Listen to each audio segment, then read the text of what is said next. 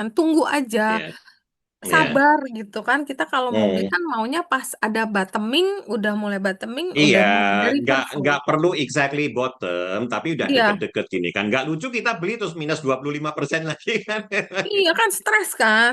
Ya, Terus begitu nggak lucu dong. nanti Eh, mentally sama financially-nya nggak sehat, ntar bener. stres. Ya udah aku bilang santai, sampai kadang-kadang tuh mesti aku takut-takutin. Pokoknya Eh, ini ya, lihat nih bond yield kita udah nggak kayak ada indikasi tuh kurang begitu eh, baik gitu. Jadi ya eh, santai aja, santai nggak harus buru-buru eh, iya, lihat bener-bener, murah beli karena kita asli bener-bener, kita nggak tahu bener. kapan. Ngomong-ngomong, anaknya Rita udah kerja semua ya? Yang satu udah di Merdeka, MDKA, di legal. Oh, oke oke. Itu Ah, yang paling gede. yang gede. Yang kedua lagi mau masuk ke market, nggak tahu nih mau kemana. Gile ya, aku Maksudnya aku tiba-tiba merasa, gile anak-anaknya udah 20-an sekian gini kan. iya. Nggak lama lagi gendong cucu gini. Waduh, aduh jangan. Anaknya aku kan cowok, jadi kalau cowok kan lebih Iya sih, lebih nggak ada lama. pressure. Nggak Mm-mm. ada pressure. Dia Iya mau kalau nikah usia 50 nih usia 60 juga nggak ada yang komplain ini. iya makanya ini kita ini ya teman-teman yang pada udah lagi ngumpul lagi belum? Aku udah lama belum ke Singapura lagi loh. Ke Singapura cuma transit tok. Iya, datang lagi dong. Kapan kita bisa makan-makan lagi? Iya nanti kita makan-makan kita Eh, arrange. Kadang-kadang gitu kalau kalau aku kan emang suka belanja kan jadi kayak ngitung. Duh, gua ke Singapura gua nggak bisa ngapa-ngapain, cuma makan bakso ikan doang nih. iya, iya bener, bener sih, bener sih. Dan sekarang banyak hal ya yang dulu pas kursnya 13.000 orang datang Singapura, oh ini murah loh. Sekarang Iya. udah nggak lagi. Iya, hotel juga mahal. Iya. Ini kita berasa kere nih kalau ke Singapura. Aduh, kita kita cuman berasa kaya di mana ya? Nggak ada sih. Nggak ada sih, emang mata uangnya lagi lemah sih. Jadi ya, cuma kalau ke Singapura, ke negara-negara yang currency-nya kuat lah, berasa kere banget gitu.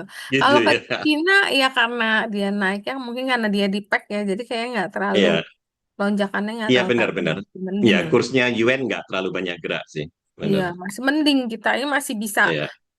ya masih bisa Dan memang menikmati. dari originalnya harganya di Cina kan memang murah-murah gini kan. Oh, Nah, dari produsernya aja memang udah murah gitu loh. Jadi iya, asalkan kursnya nggak terlalu naik sih ya affordable banget sih. iya. Wah, enak banget. Belanja Iya, Taobao. Taobao itu iya. kan kayak Shopee-nya di sana kan. Kayak Shopee di sini. Ah, Duh, ah, barangnya high quality banget, tapi harganya bagus banget, murah-murah lah. oke oke. Aku dengar banyak itu loh, turismenya juga yang pengelola turismenya pinter-pinter ya. Jadi kalau misalnya Hmm. gunung apa gitu, naik gunung disediain cowok-cowok ganteng loh. Kalau kamu capek Oh, bisa digendong sama cowok ganteng loh. oh iya.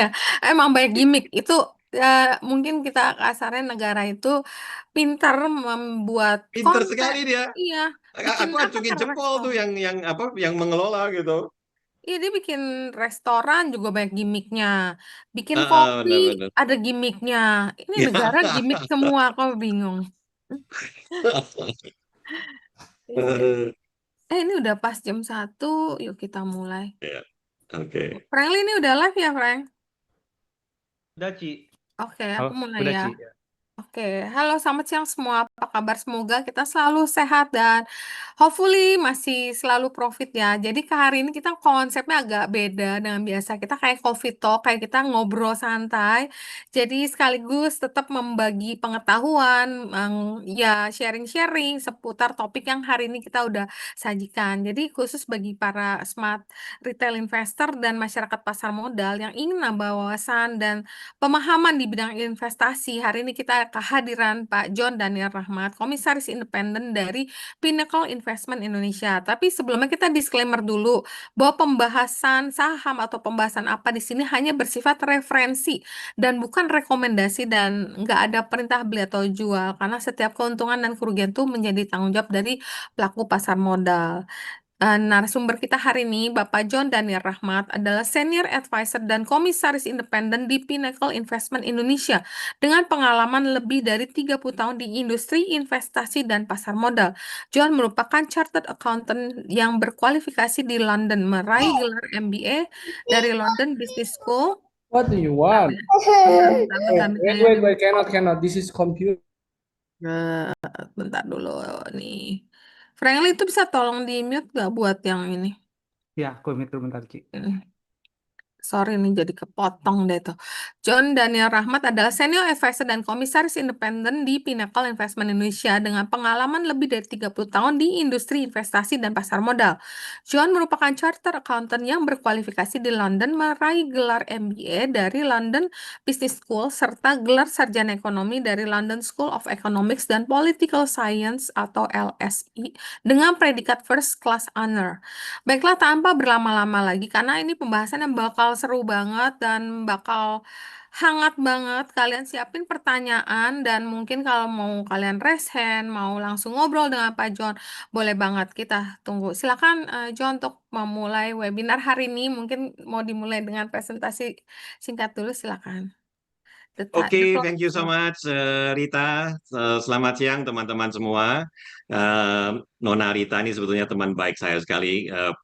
Pekerjaan saya pertama di Jakarta gitu kan, itu satu kantor dengan Rita gitu. Dan saya kira di samping sebagai influencer saham, dia juga bisa menjadi influencer awet muda sih. Saya nggak tahu nih resepnya apa. Dari 30 sekian tahun yang lalu sampai sekarang tetap aja cantik gini kan. Jadi oke. Nah hari ini topik kita adalah kapan market rebound. Saya rasa ini sesuatu pertanyaan yang semua dari kalian ingin tahu gitu kan. Mungkin untuk membantu menjawab, saya share presentasi sebentar ya. Ya, silakan.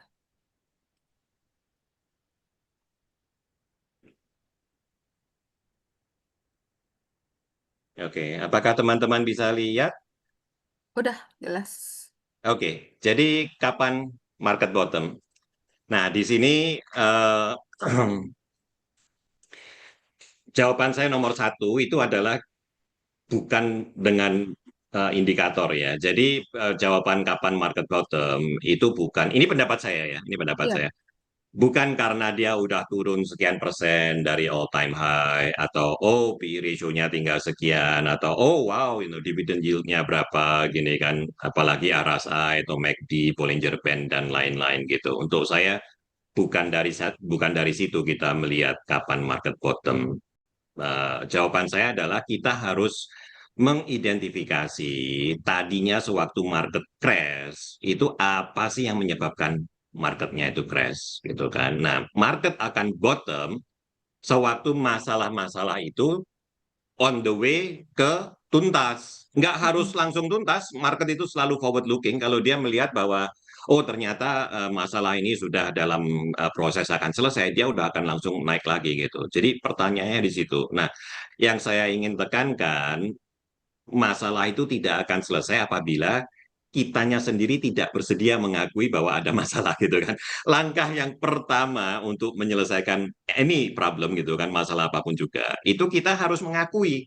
Kita harus menerima bahwa ada masalah. Kalau kita menerima pun nggak mau gitu, kalau ada masalah ya nggak akan selesai. Nah itulah salah satu poinnya yang saya ingin sampaikan di sini. Cepat aja apa yang terjadi saat ini year to date ya. Rupiah kita udah turun 7,45% dibanding US dollar, dan ini saya bandingkan dengan berbagai mata uang emerging market yang lain ya, bahkan dengan Turkish lira pun itu kita kalah loh. Turkish lira turunnya cuma 6,6. Rupi India ini kan, Filipin peso dan lain-lain itu turun sih tidak, nggak separah turunnya, kita sih. Bentar ya, maaf ya.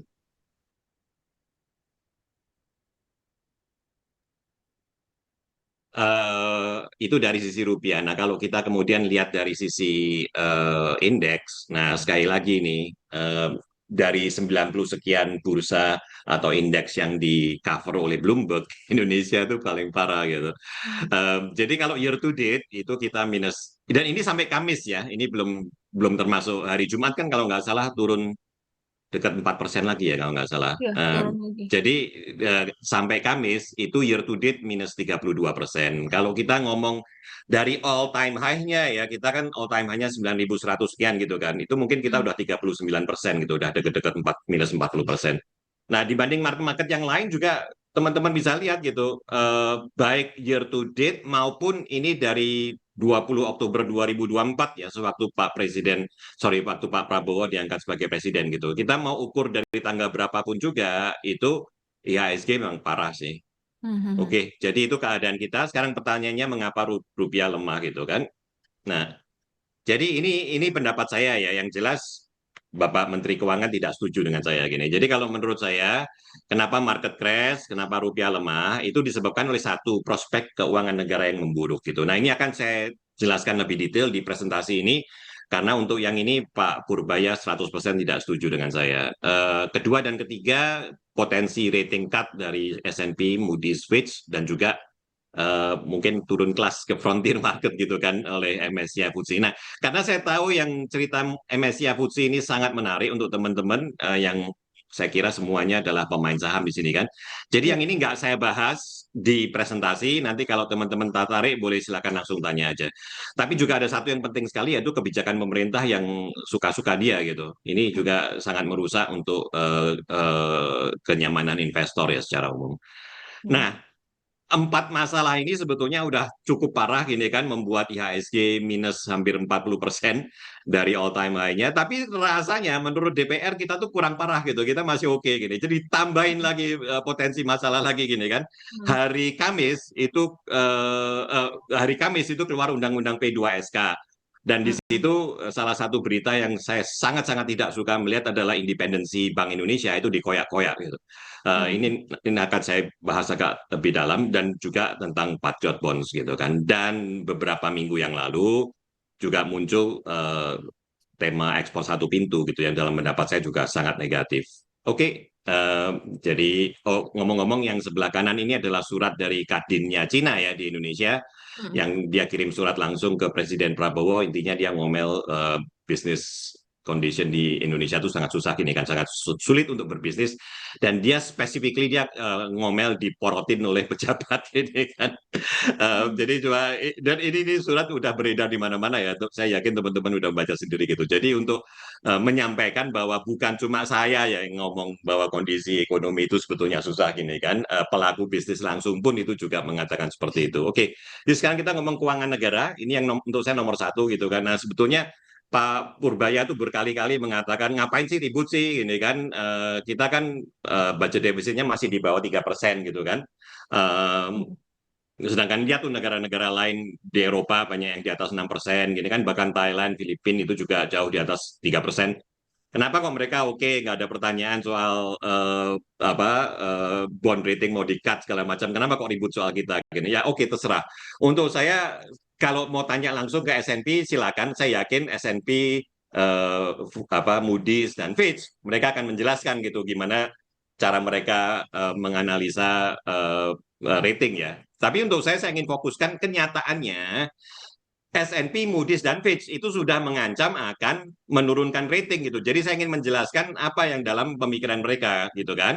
Nomor satu, kalau teman-teman lihat ini, di tahun 2025, kita itu budget defisitnya udah ngepres sekali, minus 2,92%.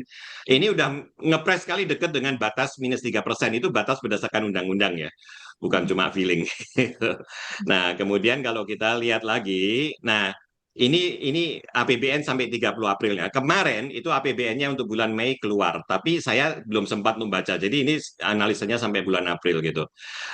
Waktu itu Pak Purbaya membangga-banggakan bahwa defisitnya pemerintah itu turun loh. Yang 3 bulan ke Maret itu 240 triliun, 4 bulan termasuk April itu sudah turun tinggal 164 triliun. Bagus kan? Dia mengatakan ini mematahkan argumentasi bahwa keuangan negara itu parah. Tapi untuk saya, Pak Purbaya di sini agak sedikit bermain curang gitu dalam menginterpretasi data. Dia membandingkan datanya man on man gini kan, dari 3 bulan sampai Maret ke 4 bulan sampai April gitu. Bedanya yang bulan April aja. Tapi yang saya ingin katakan, bulan April itu memang secara seasonal penerimaan pajak negara itu tinggi sekali gitu. Jadi kalau kita melihat tahun-tahun sebelumnya ya, ini semua sama. Yang warna biru itu adalah budget negara atau defisit atau surplus selama 3 bulan pertama. Yang warna oranye ini 4 bulan termasuk April. Dan teman-teman lihat setiap kali yang 4 bulan itu selalu lebih tinggi daripada yang 3 bulan dengan Maret. Jadi kenyataannya itu memang bulan April itu memang penerimaan pajak tinggi gitu loh. Bukan karena hebat, ada sesuatu yang hebat dari cara kerja pemerintah gitu. Dan satu hal yang saya ingin tekankan di sini, 4 bulannya tahun lalu ya, 4 bulannya tahun lalu itu masih surplus 4,3 triliun loh. Nah, dengan surplus 4 bulan yang 4,3 triliun, itu di akhir tahun ternyata defisitnya tuh minus 2,92. Minus 2,92 dengan 4 bulan pertama surplus 4,3. Nah, sekarang tahun ini 4 bulan pertama kita tuh minus 164 nih, nggak main-main nih dari sini ke sini gitu kan. Jadi kalau sekarang 4 bulannya itu minus 164,4, nanti full year-nya mau berapa? Menurut Pak Purbaya sih minus 2,68, untuk saya ya nggak masuk akal Pak. Ini kan. Jadi ini sesuatu yang saya ingin highlight. Inilah yang menyebabkan S&P, Moody's dan Fitch itu sangat khawatir gitu. Dan kalau saya jelaskan lebih lanjut, ada yang namanya keseimbangan primer ya. Dalam keseimbangan primer itu artinya penerimaan negara, penerimaan pajak dikurangi semua pengeluaran kecuali beban hutang gitu. Nah, kalau kita menginginkan budget yang sustainable, maka keseimbangan primer itu harus positif. Kalau dia negatif, artinya kita tuh nggak cukup uang untuk membayar bunganya utang. Jadi untuk membayar bunga, itu kita harus keluarkan obligasi lagi gini, untuk bayarin bunga. Jadi bayangkan Bapak Ibu, saya yakin kan kita semua mengelola budget rumah tangga ya. Bayangkan kalau kita tuh hutang, dan income kita tuh untuk membayarin bunga tuh nggak cukup. Jadi untuk membayarin bunganya aja kita tuh harus utang lagi gitu loh. Itu bagaimana ceritanya bisa sustainable. Dan kalau teman-teman lihat ini keseimbangan primer defisitnya tahun 2025 tahun lalu ini itu lebih buruk dari zamannya Jokowi ya, hampir setiap tahun sih dia defisit. Jadi sebetulnya dari zamannya Jokowi itu udah buruk sih. Kecuali 1 tahun ya 2023. Waktu itu mungkin Ibu Sri Mulyani lagi mengetatkan efisiensi anggaran gitu. Nah, jadi 2025 itu defisit keseimbangan primer itu udah lebih buruk dari semua tahun kecuali tahun-tahun COVID 2020, 2021 yang mana kita bisa maklum lah ya. Jadi ini aja udah menunjukkan tanda-tanda nggak sehat gini kan. Dan ngomong-ngomong yang 4 bulan ini juga defisit nih. Jadi semua cerita kalau ngomongin keseimbangan negara itu sudah tidak indah. Dan ini yang paling penting, kalau teman-teman lupa dengan data yang lain, tolong ingat slide yang ini. Jadi yang paling penting itu adalah ini, adalah yang garis oranye dengan bullet point ini, itu menunjukkan namanya debt service ratio. Jadi debt service ratio itu adalah beban hutang, bayarin bunga hutang, dibagi dengan penerimaan pajak negara. Menurut World Bank, angka debt service ratio yang aman gitu kan itu antara 10 sampai 15%. Dan kalau teman-teman lihat di tahun-tahun lalu nih, tahun-tahunnya SBY, benar kita di bawah 15% gitu. Pertama kali kita tembus 15 itu zamannya Pak Jokowi udah jadi presiden gini kan. Dan masalahnya angkanya sekarang itu 30%. Udah lebih dari double dari angka-angka tahun-tahun zamannya Pak SBY, dan juga lebih dari double dari range yang dianggap aman oleh World Bank. Jadi ini yang dengan kata lain, kalau orang tanya kenapa S&P, Moody's, dan Fitch itu ketakutan soal Indonesia, ya inilah sebabnya gitu. Oke. Dan satu lagi yang saya ingin ingatkan teman-teman, bond yield curve-nya Indonesia itu udah inverted. Apa artinya inverted? Artinya suku bunga atau yield-nya bond yang pendek ya, di sini 1 tahun, itu udah lebih tinggi dari yang panjang-panjang gitu. Kita mau ngomong 5 tahun, 10 tahun, 30 tahun gini kan. Yang 1 tahun ini lebih tinggi. Nah, kalau teman-teman bisa bayangkan, kita kalau pergi ke bank ini, kita mau taruh deposito gitu kan. Kita taruh deposito 1 bulan, dibanding 1 tahun, ya pasti bunganya lebih tinggi kalau kita taruh 1 tahun gitu kan. Itu normal. Kenapa seperti itu? Karena semakin panjang ke depan, semakin besar ketidakpastian ini kan, semakin besar risikonya. Simply karena ya kita lebih susah untuk memforecast 1 tahun, 10 tahun ke depan dibanding kita memforecast 1 tahun ke depan gitu. Nah, jadi yang normal itu yang makin durasi lebih panjang ya mestinya bunganya lebih tinggi gitu loh. Kalau sampai terjadi inverted, yang pendek ini lebih tinggi dari yang panjang-panjang, artinya apa? Investor itu melihat di masa depan yang dekat sekali di depan mata, itu risikonya jauh lebih besar daripada risiko kita melihat 10 tahun, 20 tahun, 30 tahun ke depan gitu. Jadi saking besarnya yang saat ini, yang di depan mata, makanya mereka menuntut bunga yang lebih tinggi. Itu adalah indikasi yang sangat negatif. Nah, orang terserah suka nggak suka ya. Dan salah satu hal yang saya sukain sekali dengan dunia keuangan, itu kalau kita ngomong dunia yang lain-lain ya, kesehatan atau lain-lain, orang mau argue sampai wajahnya biru gini kan ya tidak ada penyelesaiannya gitu loh. Tapi kalau keuangan, kalau Anda keliru ya Anda rugi. Itu aja kan. Jadi orang mau mau dan netizen 62 kan terkenal sekali galak-galak gitu kan. Terserah. Dalam kenyataannya menurut investor ini kan bond yield-nya Indonesia tuh udah bond yield curve-nya Indonesia tuh udah inverted itu. Itu adalah tanda yang sangat negatif. Nah, terakhir yang saya ingin juga sampaikan kemarin malam ya hari Jumat ya, itu di Amerika muncul angka employment ya non farm payroll gitu. Angkanya 172.000 pekerjaan diciptakan di bulan Mei itu jauh lebih tinggi dari ekspektasi pasar yang sekitar 85.000. Nah, artinya apa? Ekonomi Amerika tuh kenceng sekali gitu. Artinya US dollar akan menguat. Jadi ini di luar seandainya pun di Indonesia tidak ada masalah apa-apapun juga, itu rupiah akan cenderung melemah terhadap US dollar gitu. Karena ya ekonominya Amerika lagi kenceng. Nah, jadi kalau ditambahin dengan berbagai masalahnya internal ya, maka ya mohon maaf gitu kan, prospeknya rupiah ke depan sih nggak indah. Terakhir Pak Purbaya mengatakan dia berencana akan ke Cina dan Inggris untuk jualan bonds gini kan. Nah, ini untuk saya bahaya sekali karena kalau teman-teman ingat bulan April itu dia pergi ke Washington ketemu beberapa fund besar di Amerika. Terus setelah selesai meeting dia kan ngomong gini kan, oh ya apa investor pun setuju bahwa ekonomi Indonesia bagus gini kan. Cuma tadinya ada sedikit keraguan-raguan dan setelah berbicara dengan saya keraguan-raguan tuh sudah hilang dia bilang. Nah, setelah Pak Purbaya ngomong gitu, ya IHSG-nya anjlok, rupiahnya anjlok gini kan. Jadi kalau saya bilang benar, keraguannya hilang Pak, tapi itu keraguan untuk exit yang hilang. Setelah bicara dengan Pak Purbaya, mereka makin yakin untuk exit.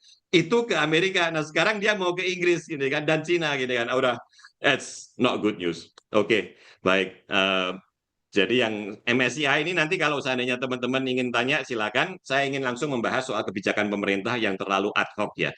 Ad hoc itu artinya suka-sukanya tanpa ada perencanaan jangka panjang gitu. Jadi yang mungkin teman-teman ingat beberapa bulan yang lalu gitu kan ada beberapa perusahaan pertambangan itu dituduh melakukan kejahatan lingkungan. Nah, sehingga izinnya dicabut gitu kan. Kemudian heboh karena ternyata salah satu dari perusahaan tambang itu di Martabe itu adalah anak perusahaannya Astra Group ini yang dimiliki oleh Jardine Matheson di Hong Kong ini kan. Jadi waktu itu heboh sekali. Tapi poinnya seperti ini. Memang kalau sebuah perusahaan itu melakukan pelanggaran atau kejahatan ya harus ditindak ini. Tapi tolong ikutin proses hukum dong. Ya kan? Bahwa mereka ke pengadilan atau gimana, tapi proses hukum itu loh. Jangan tiba-tiba oke, dituduh setelah itu langsung dihukum izinnya dicabut. Jadi si perusahaan ini tidak punya kesempatan untuk membela diri, tidak punya kesempatan untuk melaporkan data-data yang mungkin membantah tuduhan bahwa dia melakukan pelanggaran. Nah, jadi kalau di Indonesia, kalau pemerintahnya atau seseorang gini kan yang berkuasa tidak suka dengan bisnis Anda, tiba-tiba bisa aja Anda dituduh A atau B atau C, bisnis apa izin bisnisnya dicabut. Nah, saya ingin tanya gitu, investor mana yang suka beroperasi di negara yang hukumnya seperti itu gitu kan? Nah, yang sebelah kanan Bapak Ibu bisa lihat ini soal Kopdes ini kan, Menteri Desa meminta dan di Lombok sudah dilakukan harga Alfamart dan Indomaret ditutup karena kalau tidak ditutup nanti Kopdes nggak bisa nggak bisa kompetisi gitu kan, nggak bisa saingan. Ya, sekali lagi, di negara manakah investor itu suka beroperasi di mana tiba-tiba dia izin berusahanya bisa dicabut begitu aja? Alfamart dan Indomaret tidak melakukan kesalahan apapun juga loh. Mereka Mm-mm. tidak melakukan pelanggaran apapun juga, tiba-tiba izinnya mau dicabut gitu aja kan. Jadi itu sekali lagi kebijakan pemerintah yang sangat tidak bersahabat. Nah, kemudian saya juga ingin meng-highlight bulan lalu Pak Prabowo protes, dia heran gini, mengapa orang miskin dikenakan bunga lebih tinggi dibanding orang kaya gini kan. Oh, ini kan sangat gak adil. Jadi dia langsung putuskan ini PNM ya, anak perusahaannya Bank Rakyat Indonesia gitu kan. Dia harus menurunkan suku bunganya dari 24% ke 8%. Nah, seandainya teman-teman ada yang kurang paham, saya ingin jelaskan sedikit. Ini bukan soal orang kaya atau orang miskin, gitu kan? Kita kalau ngomong sektor lending ini, apakah itu bank atau perusahaan seperti PNM, gini kan? Oke, mereka cari duit dari fakta bahwa kalau publik menitipkan uang ke bank, bunganya kecil. Bapak Ibu taruh deposito, gini kan mungkin bunganya 3-4%.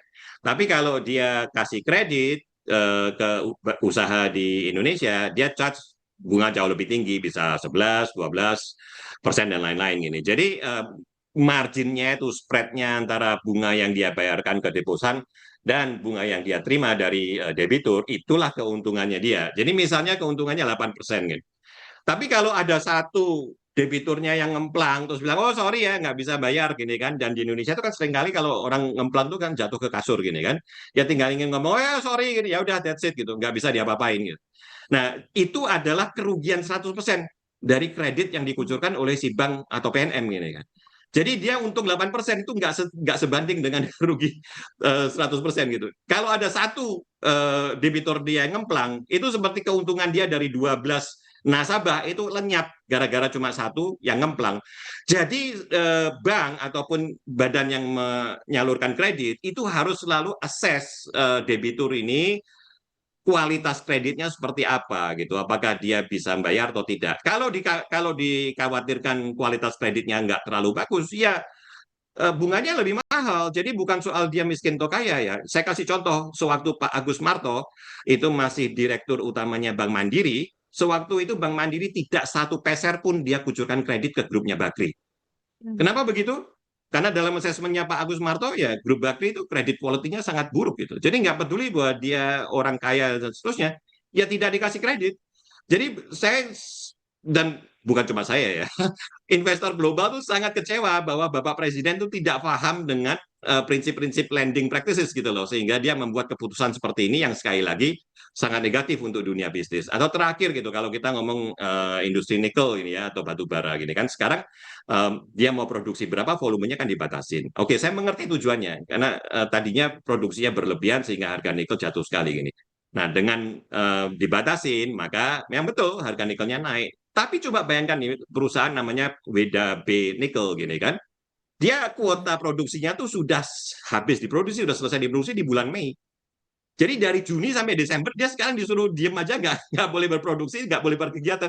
Ya pasti dia PHK lah karyawannya gitu kan. Jadi ini kebijakan-kebijakan ini mungkin ada alasan yang baik, tapi dengan cara seperti ini ya sekali lagi akan membuat investor sangat tidak nyaman gitu. Jadi tadi yang saya ingin highlight, salah satu alasan kenapa rupiah lemah, kenapa IHSG rontok, ya karena pemerintah punya kebijakan atau punya kebiasaan mengeluarkan kebijakan yang sangat tidak bersahabat untuk pelaku bisnis. Oke, terakhir saya ingin ngomong tentang ekspor satu pintu. Lepas dari saya suka nggak suka, Moody's dan S&P itu sudah memperingatkan secara resmi ya ke pemerintah bahwa ekspor satu pintu ini bisa membuat penerimaan ekspor Indonesia turun gitu kan, dan sudah kelihatan Cina saat ini mengatakan saya sementara puasa dulu deh, saya nggak beli batu bara dari Indonesia gitu. Nah, waktu itu ada satu teman yang komen ke saya, emang kalau nggak dia beli dari Indonesia, dia mau beli dari siapa Pak John? Gini kan. Ini terlalu sombong ya. Komen seperti ini itu terlalu sombong. Oke, Indonesia memproduksi 700 sekian juta ton batu bara tahun lalu gitu. Australia itu memproduksi 400 sekian juta ton tahun lalu. Jadi kalau nggak beli dari Indonesia, ya dia bisa pergi ke Australia gitu. Cina sendiri itu produksinya lebih dari 4 miliar ton ya batu bara. Memang dia sendiri konsumsinya sangat besar, jadi 4 miliar ton nggak cukup. India itu produksinya 1 miliar ton sekian gitu. Jadi kita tuh jangan terlalu takabur dipikir kalau kita nggak jualan orang lain nggak punya alternatif penjual gitu. Itu adalah suatu sifat yang jelek sekali sih di Indonesia saya lihat. Jangankan ngomong yang batu bara di mana kita nggak mayoritas ya. Nikel pun yang kita mayoritas, perusahaan Tsinghua itu sekarang udah berusaha cari-cari pertambangan nikel yang di Afrika loh, karena mereka sudah mulai tidak nyaman dengan cara Indonesia beroperasi. Termasuk juga kelapa sawit ya, teman-teman mungkin tahu harga kelapa sawit begitu pengumuman ekspor satu pintu diumumkan, harga kelapa sawit jatuh sekali ya. Dan terakhir yang saya ingin kata, saya tahu sih tujuannya adalah untuk mencegah transfer pricing, under invoicing dan sebagainya. Tapi kalau saya boleh ngomong, praktek transfer pricing, under invoicing dan lain-lain itu sebetulnya hampir semua negara mengalami gitu loh. Negara yang pajaknya tuh tinggi, ya pasti dia akan mengalami risiko under invoicing, revenue-nya di book di negara yang pajaknya rendah gitu kan. Itu bukan cuma Indonesia, Singapura gitu loh. Amerika, Irlandia contohnya itu juga mengalami hal yang sama. Dan karena ini adalah masalah yang demikian widespread, demikian banyak ditemui di semua negara, OECD itu malah udah keluarkan standar loh, namanya Transfer Pricing Guidelines for Multinational Enterprises and Tax Administration tahun 2022. Jadi ini udah bukan baru lagi ya. Jadi kalau untuk saya, kalau memang kekhawatirannya itu adalah transfer pricing atau under invoicing, ya tolong dipelajarin dong standar ini gitu loh. Kita tidak perlu melakukan ekspor satu pintu, yang mana membuat banyak pembelinya itu sendiri tidak nyaman gitu kan, pembelinya yang di luar ya. Jadi karena itu salah satu teman kita, teman saya dan teman Rita juga itu sudah memberi peringatan nih. Kalau seandainya ekspor satu pintu itu nanti berujung dengan S&P cut mereka punya rating, karena S&P sudah peringatin loh ya. Kita nggak bisa marah kalau S&P nanti cut. Dia sudah peringatkan bahwa ekspor satu pintu ini membahayakan penerimaan ekspor Indonesia. Jadi kalau diteruskan nih oleh pemerintah dan kemudian penerimaan ekspor turun sungguh, kalau rating di-cut ya jangan ngomel gitu. Teman kita ini udah mengatakan kalau itu terjadi ya dolar ke 25.000 gitu kan. Oke. Undang-undang P2SK ini betul-betul terakhir. Saya ingin katakan di Undang-Undang P2SK itu dikatakan satu, DPR itu sekarang di bawah pengawasan Bank Indonesia itu sekarang di bawah pengawasan DPR. Nah, padahal kalau kita ngomong, dan ini sekali lagi bukan pendapat saya ya. Hari Kamis yang lalu sih saya bertemu dengan salah satu fund manager yang fund besar sekali dari Inggris. Dia kebetulan datang ke Singapura. Dia ketemu saya untuk ngomong soal Indonesia gitu. Dan waktu saya beritahu bahwa Bank Indonesia akan di bawah pengawasannya DPR, dia betul-betul waduh ini celaka sekali. Karena di mata banyak investor asing, Bank Indonesia itu mungkin satu-satunya institusi terakhir di Indonesia yang masih bisa diharapkan untuk independen. Kalau kita ngomong korupsi ya DPR jauh lebih korup pendapat saya ya. DPR jauh lebih korup daripada Bank Indonesia gini kan. Jadi kalau DPR disuruh mengawasi Bank Indonesia itu hampir seperti serigala disuruh mengawasi domba, ini kan pendapat saya ya. Dan kemudian di samping itu menurut Undang-Undang P2SK, Presiden itu juga bisa memberhentikan Gubernur BI. Nah ini juga salah satu yang sangat-sangat negatif sekali karena di dunia keuangan sebuah currency itu tidak dipandang aman kalau bank sentralnya harus nurutin keinginan pemerintah. Ya seperti contohnya di Amerika gini kan, kenapa Jerome Powell itu perang sengit sekali dengan Donald Trump. Donald Trump minta menuntut nih pangkas bunga nggak dilakukan oleh Jerome Powell gini kan, gua pecat, nggak bisa kan? Karena sistem yang bagus itu central bank harus independen gitu. Jadi Donald Trump marah semarah apapun, ya tidak mempengaruhi. Jerome Powell kalau mengatakan tidak baik seperti itu dari analisanya Bank Sentral Amerika, bukan waktunya di-cut gini kan, ya tetap menang bank sentralnya. Nah ini di Indonesia tidak akan begitu lagi gitu. Presidennya punya hak untuk memberhentikan Gubernur BI. Fund manager Inggris yang ketemu saya di hari Kamis itu bilang ini banyak investor asing belum tahu loh John, dia bilang kalau ini nanti akhirnya betul-betul menjadi berita umum, maka yang teman-teman lihat investor asing exit selama ini ya, outflow selama ini itu masih ringan sekali dibandingnya akan terjadi gitu. Apabila betul-betul Bank Indonesia dikoyak-koyak, ini independensi Bank Indonesia dikoyak-koyak oleh pemerintah. Oke, saya rasa saya cukup di situ aja. Mungkin kita langsung ke tanya jawab aja kali ya. Oke, thank you banget John untuk ininya. Ini mana sih pertanyaannya? Sebentar kok tadi ini error. Oh iya, ini dia. Ini udah banyak banget yang nanya, tapi ini juga ada yang nanya saham. Tapi ya udah terserah kalau mau dijawab apa enggak ya John. Ini terkait saham sih. Ini lucu banget. TP ada harapan balik ke 6.000 enggak? Katanya dia nyangkut karena pom-pom influencer. Nah, Baik. mungkin John bisa tambahin buat temen-temen yang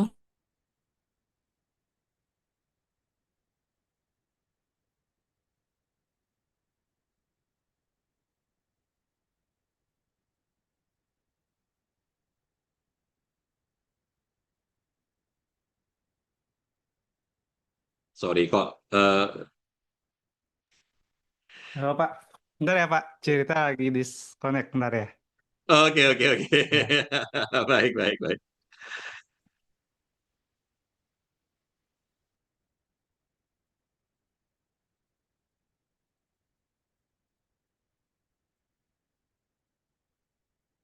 Bentar ya Pak, cerita lagi restart dulu komputernya Pak, error soalnya. Oke, no problem. Oke.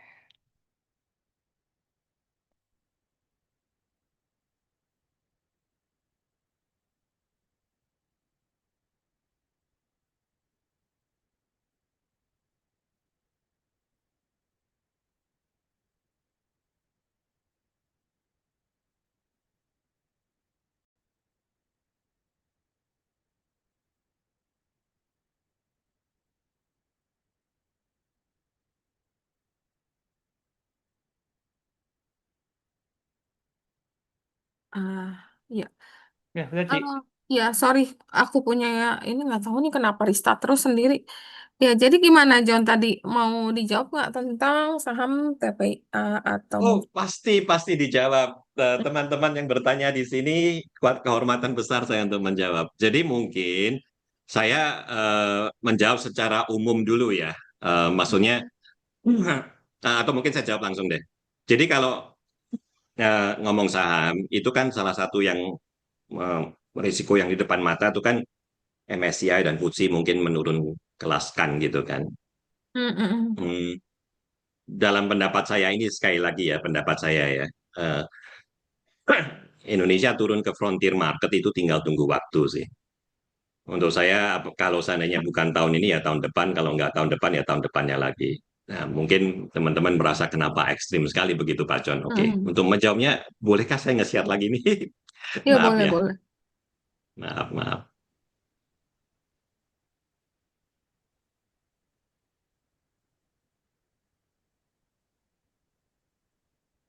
Oke, jadi terlihat ya teman-teman. Mm-mm. Baik, saya ingin eh, mengatakan dulu bahwa Indonesia itu sudah berpuluh-puluh tahun sebetulnya adalah bursa saham gorengan ya. Kita ngomong jujur aja, nggak perlu bohong-bohong di sini. Rita dan saya dua-duanya udah veteran, jadi nggak perlu pura-pura ini kan. Nah, ini saya ingin tunjukkan sampai all time high-nya ya 20 Januari. Jadi dari kurang lebih eh, dari 9 April 2025 sampai all time high-nya di 20 Januari, itu saham-saham inilah yang ngedrive indeks kita gitu. Jadi ini Mm. dari Bloomberg ya. Bloomberg itu dia bisa daftarin indeks mover gitu. Saham mana yang sebetulnya nge-push indeks. Nah, teman-teman lihat di SSA, Brand, Telkom, BRPT, Astra, dan sebagainya. Dari 22 saham yang paling besar mendorong indeks, itu hanya 6 saham yang untuk saya bukan saham gorengan gitu. Jadi satu Telkom, dua Astra Internasional, tiga Bank Rakyat, empat Bank Mandiri, lima Aneka Tambang. Oke, ini eh, agak sedikit tanda tanya.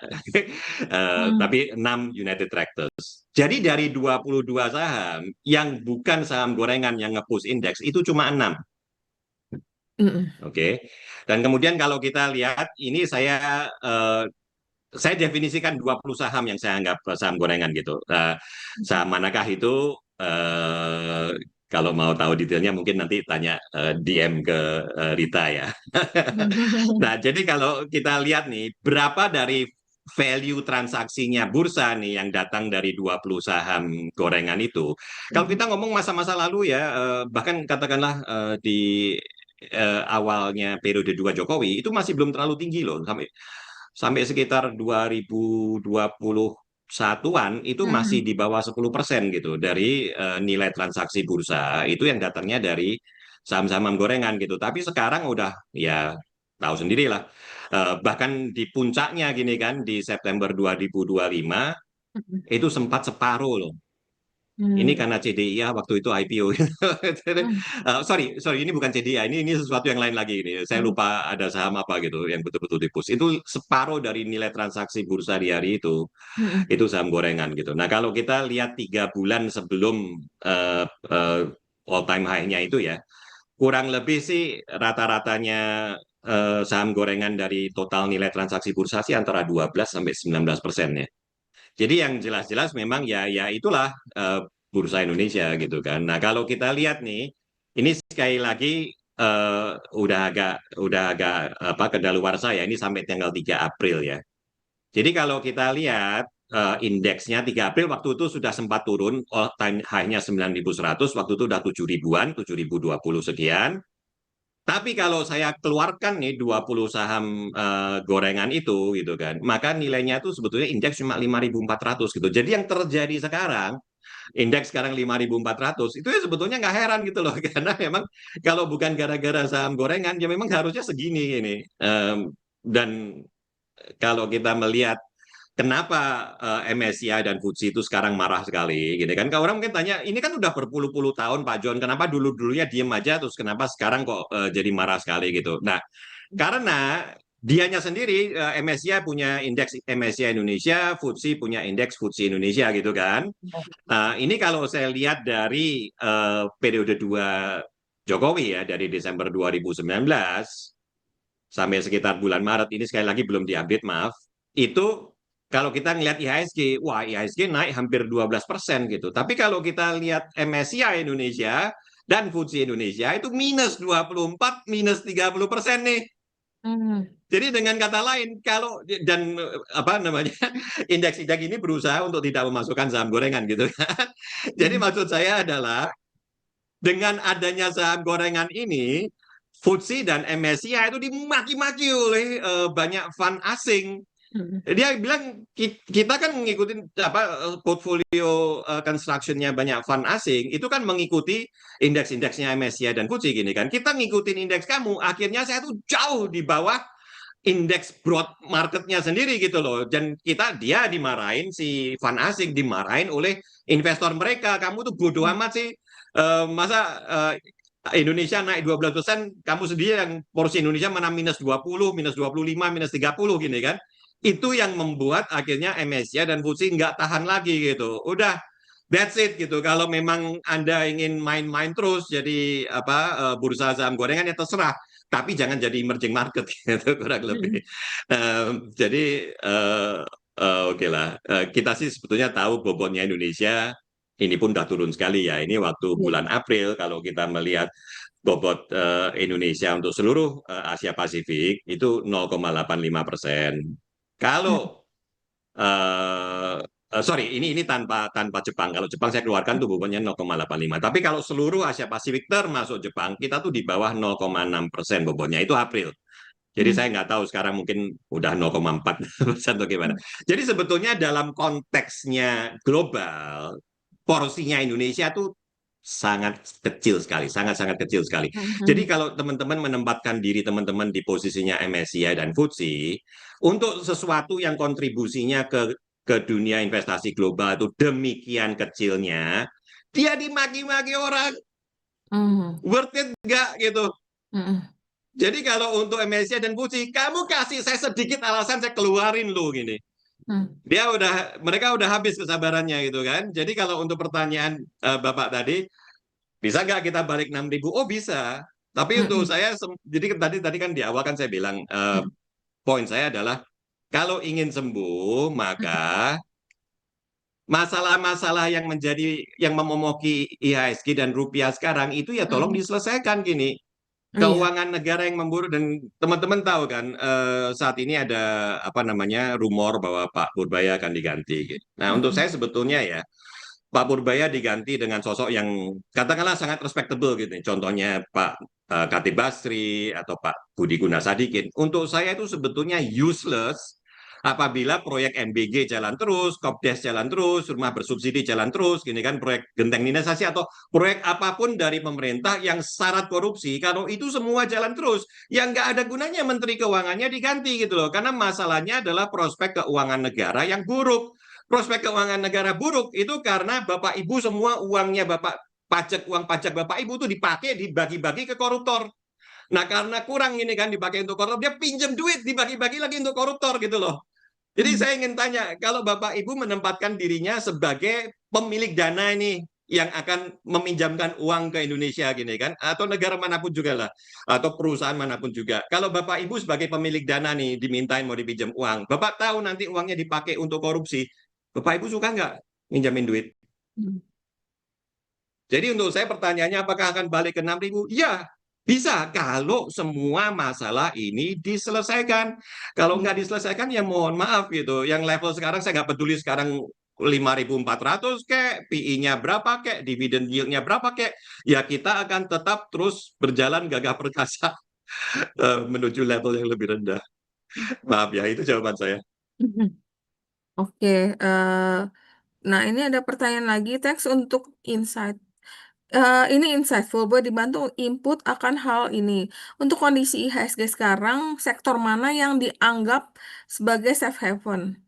Apakah SGD dan USD juga bisa dianggap sebagai safe haven? Itu pertanyaan Ya. satu. Terus kedua, bila ingin mencicil sampai batas atas SGD, kenapa nih ada UGD ya? UGD apa sih? Ini seorang Salah tulis kali. supaya nggak nyantol di pucuk SGD dan USD, apa lebih baik diletakkan di instrumen investasi mana, bond atau saham atau ETF? Ini kayak stres jadi UGD ya. Iya. Jadi maaf, Ya. tadi pertanyaan pertamanya yang tentang Jadi sektor mana gitu iya kan? Sektor sektor mana yang mana? safe haven? Iya. Tadinya sektor safe haven itu adalah dollar earner. Jadi Iya. kalau memang rupiahnya melorot dengan sendirinya, kalau revenue-nya perusahaannya itu dalam bentuk US dollar atau yuan atau apa gitu kan, dia untung gitu kan. Mm-mm. Jadi tadinya tuh itu yang dipegang gini, terutama oleh banyak investor asing juga yang Mm-mm. tetap ingin eksis di Indonesia. Nah, kemudian muncullah ekspor satu pintu, Iya. gini kan.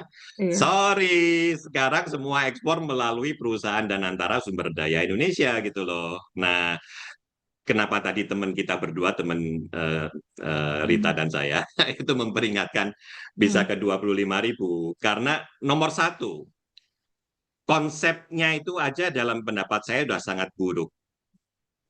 Fungsi marketing ini kan, fungsi ekspor itu kan bagian dari marketing.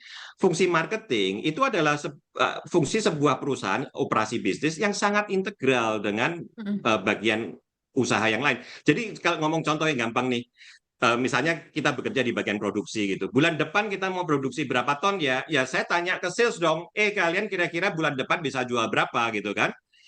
Demikian juga kalau sales sudah memberitahu, oke sekian ton, oke saya persiapan, saya akan produksi sekian. Nah, kalau saya mau produksi sekian, bagiannya procurement dia akan tahu, oke saya perlu beli apa namanya raw materials-nya berapa banyak gitu loh untuk produksi ini gini kan. Dan HRD juga tahu, oke kalau mau produksi sekian, saya perlu karyawan sekian banyak. Nah, sekarang kalau fungsi marketing itu diambil oleh DSI, kan nggak mungkin DSI akan kasih sales plan untuk sekian ribu perusahaan yang dia bawain ini kan. Jadi Mm. orang produksi mau ngomong apa gini? Bulan depan saya mau produksi berapa? Tidak ada komitmen dari siapapun juga bulan depan kita akan jualan berapa gitu loh. Jadi itu dari itu aja saya sudah sangat tidak suka gitu, karena fungsi marketing itu adalah fungsi yang integral dari sebuah usaha bisnis. Dan kalau pemerintah tuh respect, menghormati property rights gini kan, ya harusnya fungsi itu tidak boleh diambil alih oleh pemerintah gitu. Itu pertama. Terus yang kedua, yang di mana potensinya korupsi itu sangat besar dengan PT DSI. Mm. Contoh nih, misalnya sawit. Saya nggak tahu ada berapa perusahaan sawit yang nanti ekspornya harus melalui DSI ya. Katakanlah ada 1.000 perusahaan nih yang ekspornya semua melalui DSI gitu kan. Nah, sekarang misalnya DSI sukses nih, dia dapat order 1 juta ton CPO. Oke, perusahaan mana dari 1.000 perusahaan itu yang dia akan bagiin 1 juta ton itu? Iya kan? Curiga saya tuh udah langsung, bapak-bapak, ibu-ibu, 1.000 perusahaan nih, saya ada 1 juta ton, siapa yang mau? Wani piro, itu kan? Itu aja udah semua itu udah. Kenapa teman kita berdua, teman Rita dan saya itu sudah sangat khawatir. Dan kenapa S&P dan Moody's itu kasih peringatan bahwa kalau kalian lakukan ekspor satu pintu, mungkin ekspor pintu itu bukan naik malah turun loh. Itu. Jadi makanya saya katakan bahwa dan itu banyak investor asing tuh marah sekali Rita, karena awalnya memang dollar earner itu dianggap safe haven gitu kan. Benar. Logikanya kan gitu. Tapi tiba-tiba hilang. Diambil, dicopot, ekspor satu pintu itu yang sangat kecewa, itu sangat banyak sekali. Jadi mohon maaf ya, kalau ditanya sekarang safe haven-nya apa yang nggak ada. Safe haven-nya yang paling bagus Bapak Ibu beli US dollar atau beli Sing dollar. Dan kalau Bapak Ibu merasa 18.000 mahal gini kan, ya bulan depan mungkin udah 19.000 gitu. Bulan depannya lagi mungkin 20.000. Kalau seandainya masalah ini tidak selesai ya, tadi saya katakan bisa kita balik, market itu bottom kalau pemerintahnya serius menyelesaikan masalah. Nah, saya nggak tahu mereka serius atau enggak gitu. Jadi ya itu safe haven-nya pendapat saya ya. Saya pasti yakin banyak orang punya pendapat berbeda sih. Iya, ini hanya pendapat pribadi Pak John. Jadi teman-teman juga Betul. harus filter tujuan teman di sini memang buat diskusi. Dan Ya, kalau menurut pendapat saya, kalau saya nih sekarang ya. suruh beli USD, aduh agak tinggi ya saat Takut ini ya. ya. Karena memang kalau kita lihat ya, ini belum kelihatan bottomnya. Tapi waktu tahun 98 kita kan ngalamin ya, 98 itu Iya, masih kelihatan bottomnya begitu. Pertama kan pas mata uang melemah kan, regional market ya. betul. Regional Betul. melemah, kita kan dulu di pack sampai udah nggak bisa nahan, akhirnya Iya. dilepas jebol dari 2.000 16.000. Akhirnya timbul social unrest kan. Social Iya. unrest, kemudian tenang, turun, bisa diredam. Itu baru kelihatan bottomnya mulai kelihatan nggak sih Betul waktu itu? sekali. Betul Iya sekali. kan? Saya setuju sekali dengan Rita. Jadi intinya kalau ingin memperbaiki keuangan negara, maka proyek-proyek prestisius itu ya harus entah dihentikan, entah dipangkas, entah gimana saya nggak tahu. Tapi intinya sesuatu harus dilakukan dengan bocornya budget negara ini kan. Masalahnya itu kan Pak Prabowo-nya suka sekali dengan proyek-proyek ini gitu kan. Itu dianggap proyek unggulan dia gitu. Jadi sebetulnya ya tergantung dia kapan bersedia berubah pikiran. Saya agak happy sedikit ya waktu Pak Dadan akhirnya ditangkap ini kan. Benar. Dan kemudian semua korupsi BGN yang kita semua udah tahu gini kan. Sepeda motor listrik mau di markup berapa, gini tabletnya Samsung mau di markup berapa, kaos kaki mau di market berapa. Kita semua udah tahu tapi seolah-olah presiden nggak tahu gini. Nah, jadi bahwa dengan Pak Dadan ditangkap itu saya happy. Karena saya pikir kalau ini adalah signal bahwa pemerintah akhirnya mengakui, oke, memang proyek-proyek ini bermasalah. Kalau itu sebuah signal, mungkin kita dekat bottom, mungkin. Nah, kita tunggu aja dan market ini dinamis ya. Jadi bukan berarti satu tambah. Ini aku tadi dapat ya DM dari teman kata minggu depan indeks sudah 4.000 sekian loh. Dapat dari mana? Oh, karena setiap hari turun 200. Nanti 200 kali 5 hari bursa kan. Ya, Aku ya, bilang ya. nggak bisa. Saham Nggak itu bisa begitu, dinamis. betul, Saham itu betul, bukan betul, 1 tambah 1 sama dengan 2 gitu kan. betul. Kita nggak ada yang tahu. Anything could happen. Tapi ya Iya, mungkin kemarin aku masih optimis, oh valuasi kita murah, is very attractive among betul, other peers. Tapi ternyata kan problemnya bukan di sana. It's not iya, because you are cheap, because ada betul, something yang memang harus dibenahin dulu kali ya. Habis betul, betul, dibenahin, betul. tapi kalau aku sih tetap stay in the market. Jadi aku nggak akan Baik, pindah ke, ada kan baik. orang ke US market, ke Korea Iya, market yang lagi naik. iya, Aku tetap stay in the Indonesian iya, market. Mungkin baik. porsinya dikecilin dulu, mungkin mainnya agak pede. Sekarang jaga risk, yang penting kita tetap maintain. Karena kita nggak tahu Hmm, bener-bener kapan dia rebound ya. hmm, Kita tinggal betul, tunggu betul. Tapi itu bisa kebaca dari ya berita atau perkembangan berikutnya. Karena menurut aku di setiap krisis itu ada hope atau ada chances untuk menjadi beggar gitu mungkin. Itu kan tuh mestinya itu pas ada krisis dulu harga dapat Oh, diskon. sangat, sangat, Mm-mm. sangat, sangat. Jadi kan banyak orang yang mengquote ke saya kata mutiaranya dari Warren Buffett ya, Uh-uh. invest when there is blood in the street gitu kan, atau Iya. everybody is fearful, itu Uh-uh. saatnya kita beli. Nah, untuk saya memang benar. Tapi everybody is fearful tuh di level berapa gitu Iya, kurang lebih. iya. Eh, Contohnya Pak Purbaya udah ngomong serok-serok dari 9.100 serok, serok, serok, serok terus sampai sekarang 5.400 serok terus gitu. Jadi untuk saya karena itu saya katakan gitu loh, kalau seandainya masalah yang tadi kita daftar di atas itu Mm-mm. sudah dalam proses akan selesai, saya Mm-mm. dengan happy kita akan masuk. Karena Rita betul, itu waktunya kita mungkin easily 2 times, 3 times, maybe 5 times bagger gitu, Iya, sangat mudah. Kalau memang udah bottom, iya. tapi ya Tapi kita nggak tahu. terserah. Dan ini sebetulnya masalah nggak susah gitu loh. Ini tergantung pemerintahnya mau sadar nggak, itu aja. Kalau Mm-mm. pemerintahnya nggak mau sadar ya berkelanjutan terus. Mhm. Oke, terus oke melanjut ingin mencicil sampai batas berapa supaya nggak nyantol. Nah, itu currency juga kita nggak bisa prediksi ke berapa ya. Jadi technical saat ini juga agak susah dipakai nih mau technical. Kayaknya technical udah bagus, wah udah golden cross whatever, tiba-tiba berubah. Sama juga mata uang, kita juga nggak tahu. Nah, kalau menurut atau ETF katanya, kalau ETF gimana, John?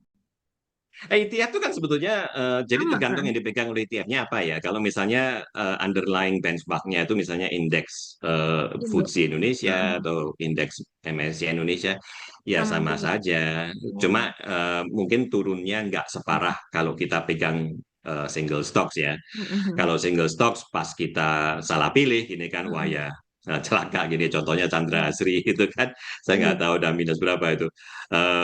Kalau ETF dia akan lebih spread, jadi kita nggak akan minus 70, minus 80, minus Hmm. 90% gitu nggak. Tapi ya Mhm. kalau memang marketnya bearish ya ETF pun turun. Mhm. Nah, terus ada juga mungkin nih pertanyaan banyak orang juga ya, apakah Baik, kita akan ke frontier walaupun tadi John bilang ya, itu highly chance, cuman kapannya nggak tahu. Nah, kalau betul. misal pun amit-amit, mudah-mudahan sih Iya, jangan. iya, Misalkan sampai kita ke frontier itu impactnya iya, apa? Karena nanti kalau misalnya kita ke iya, frontier, kita will be the biggest kan di sana kan. Yang lain kan betul. kecil-kecil. Jadi sebenarnya Iya, nggak end of the world juga nggak sih? enggak. Jadi banyak broker itu justru akan happy kalau kita ke frontier market. Oh ya. Kenapa begitu? Mhm. Ya, karena bandarnya udah bebas merdeka sekarang. Oh gitu. Dulunya kan agak masih pura-pura ingin jadi proper market gini kan, karena ada foreign investor gitu di Indonesia. Nah, kalau foreignnya udah exit semua, funds yang frontier market ada juga ya. Tapi kalau kita ngomong global total size-nya funds yang based on frontier market itu mungkin Mhm. nggak sampai 10%-nya funds yang emerging market gitu. Jadi Mhm. masih akan tetap ada asing, tapi asingnya udah sedikit sekali. Mhm. Nah, jadi dalam situasi seperti itu, ya goreng-menggoreng saham itu bebas merdeka gitu kan. Kalau teman-teman ingin 1.000%, 2.000%, 10.000% dan sebagainya, Mhm. itu masa emasnya saham sebetulnya. Mhm. Cuma untuk bisa sukses dalam konteks bursa yang seperti itu, artinya teman-teman harus memiliki sebuah strategi untuk kasih alarm gitu. Mhm. Ini semua kan jadi intinya sebetulnya fundamentalnya lemah atau nggak banyak fundamental, diembus-embus saja kan, digoreng-goreng, digoreng-goreng, goreng-goreng, naik, naik, naik, naik gini kan. Nah, masalahnya begitu ditinggal sama bandarnya itu bisa anjlok gitu kan. Nah, untuk kita sukses main saham gorengan berarti teman-teman harus mempunyai strategi yang tepat untuk kasih alarm bahwa saat sekarang ini saatnya keluar gitu. Mhm. Mungkin baru minus 5, minus 10 udah keluar, selanjutnya dia bisa minus 50, minus 60, tapi kita udah keluar duluan. Kalau teman-teman punya strategi yang tepat seperti itu, maka sebetulnya dunia saham gorengan itu indah.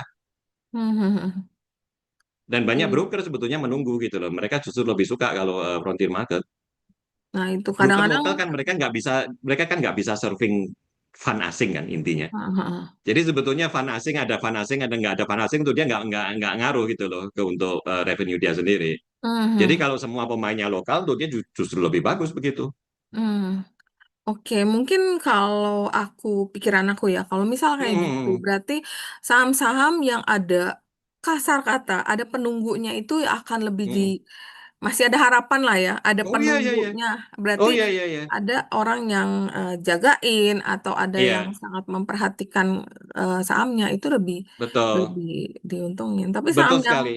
fundamental lama ya, contoh ya barang consumer itu kan Iya. bener-bener nggak ada penunggunya, nggak ada, Ya, itu bakal kasihan makanya banget. Hah? saya suka sekali saya lihat Rita ada satu video di masa lalu ya. Hmm. Rita bilang, nih kalau ngomong fundamental contohnya nih Unilever gitu kan.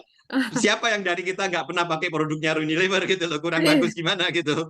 Dari iya, sisi bisnis, dari sisi fundamental sangat bagus, tapi ya stop price-nya lihat sendiri gitu. iya, kasihan. Berarti Persis sama. seperti Rita bilang, nggak ada penunggunya memang. Nah, itu berarti ya gini, teman-teman kita nggak berharap something bad is coming. Kita nggak berharap sesuatu yang jelek terhadap Indo atau market, tapi kita tetap Ya, harus mempersiapkan diri. betul, Jangan betul menutup sekali. mata, jangan on denial. Kalau Betul, kayak contoh gini ya, kita ngeliat tetangga sebelah kebakaran, tapi kita udah harus ya, mikir, amit-amit sampai mendekati, kita harus lewat mana, harus ngapain aja. betul. Nah, itu yang harus kita siapin. Jangan Sangat di benar. depan mata, baru mikir, Iya, aduh gua mau ngapain ya. iya. Karena kalau di depan mata udah terlambat gini Udah kan, barang kita telat. nyantol segala macam, kita nggak bisa Benar-benar. ngapa-ngapain gitu. Jadi waktu Iya. itu saya ketawa gini, ada orang yang ngikutin nasihatnya Pak Purbaya gini, beli Mm. beli beli beli gini. Akhirnya udah sampai ke 6 ribuan, disuruh beli lagi, dia marah gitu. Beli pakai apa Pak? Saya selalu ngikutin Bapak beli beli beli terus, akhirnya habis lah duit saya udah nyantol semua gitu. Nah, kalau dari sini sekali lagi ada benang merah juga yang harus kita highlight ke teman-teman sini ya, Joan ya, bahwa nggak boleh ngikutin orang. Betul, Mau betul, betul, betul. siapapun dia Iya, nggak mau mau diikutin. saya ngomong, mau Rita, mau Iya. siapapun yang ngomong, kita harus berpikir sendiri juga Iya, gitu harus loh. kita saring.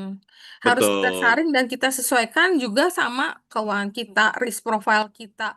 Duh, kayak betul. aku tipenya penakut nih, suruh Iya, serok-serok, aku nggak punya nyali gitu. Aku akan betul, gemeter, udah stop. Berarti ini nggak betul, not your market saat ini kan, betul, istirahat betul, dulu. betul sekali. Iya, Istirahat dulu, nonton Dracin aja dulu ya, istirahat iya, pokoknya. benar. Siapa Jangan, tuh Chang Liho, cakep sekali loh. aduh. Tahu aja, John. Itu waktu kemarin aku ke Cina, temen aku bilang, aduh bebas dong, kamu ngeliat Changlinya di mana-mana. Hah, di mana? Aku aja nggak tahu kan, aku nggak pernah nonton drakor. Drakor atau dracin ya. Nontonnya Iya, drama market aja tiap hari kan. Oh, benar, ternyata benar, ini. benar, benar, Dia, benar. dia Dan ngikutin kalau banget tuh. teman-teman belum puas, waktu itu kan FC berapa? 2 malam atau 3 malam di Tiga, Jakarta ya, tiga. saya lupa. Tiga. 3 malam loh. Kalau Mm. seandainya belum puas, bulan Nah. Agustus mereka konser di Singapura juga nih. Jadi silakan Tuh. teman-teman ikut datang nih. Iya, nanti boleh ketemu sama John. kita Nanti. kita bikin Zoom di luarnya konsernya EPSO gitu kan. Zoom-nya bukan ngebahas Eh, market lagi, tentang mana bukan, personal FC yang paling ganteng. bukan, benar-benar. Oke, terus ya lanjut lagi ya kita. Terus John, kalau bursa US nih, bursa US, Jepang, Korea ini kan memang lagi tinggi-tinggi ya. Mm. Katanya kalau dia bubble di sana meletus, bakal ada impact lagi nggak ke IHSG jadi double combo? Eh, Not necessarily ya kalau saya bilang ya. Eh, Poin saya adalah kita sendirinya udah crash ini. Jadi Iya. maksudnya udah crash, disuruh crash lebih besar ya, kita nggak ada apapun di Amerika pun juga kita juga dalam posisi yang nggak sehat gitu. Nah, kalau kita ngomong soal US, dan mungkin saya ingin ngomong sedikit tentang South Korea dan Taiwan ya, atau Hmm. emerging market secara umum gitu. Jadi berapa bulan terakhir sampai Maret lah katakan, itu emerging market tuh outperform Amerika sekali loh, outperform US market.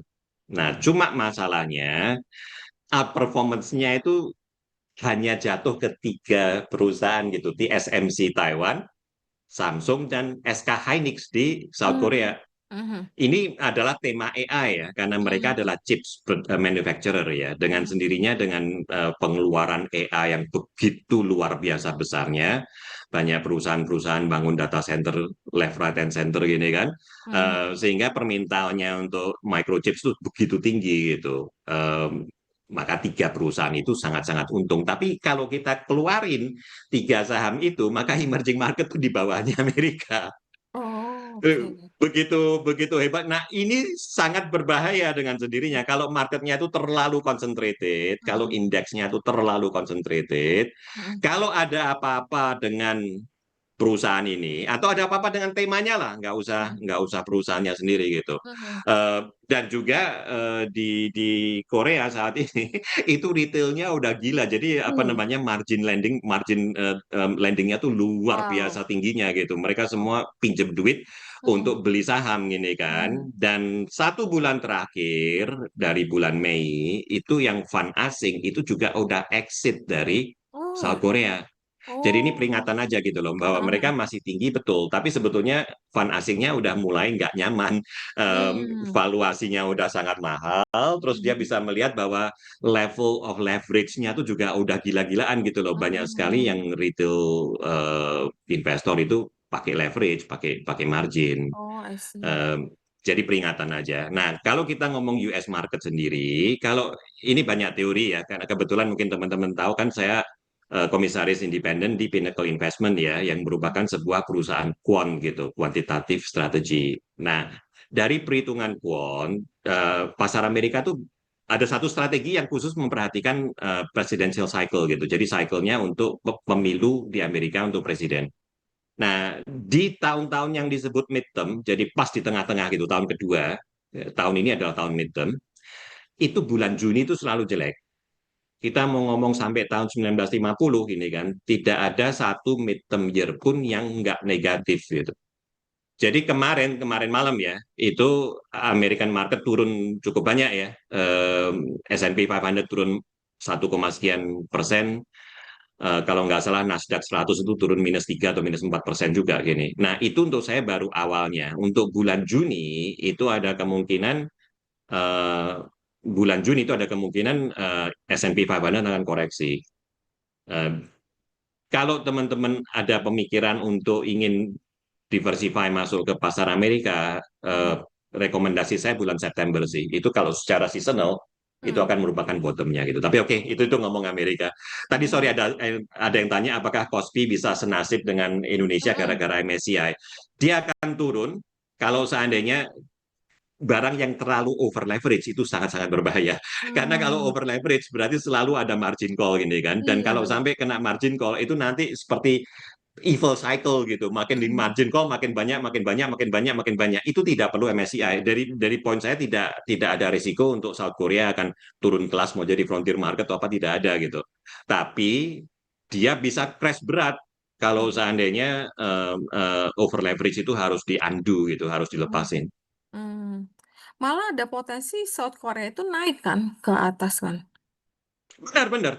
Justru kalau ya agak lucu ini Heeh. karena saya katakan South Korea dan Taiwan itu yang membuat emerging market mengalahkan Amerika gitu kan. Mhm. Jadi kalau mereka masih tetap dalam kategori emerging market agak lucu juga gitu loh. Mhm. Eh, Iya, malah potensinya mau naik kelas. Tapi untuk saya itu nggak mau naik kelas, mau turun kelas gini kan. Itu nggak ada pengaruhnya terhadap risiko kalau seandainya over leverage-nya tuh akan kena undo gitu. Mmm. Nih misalnya John, kalau yang gede-gede ini, kayak South Hmm. Korea, itu naik ke atas, naik kelas, berarti kan ada yang ditinggalin, berarti kita bisa Benar. maintain tetap di sini dong? Betul Mungkin? sekali, saya setuju.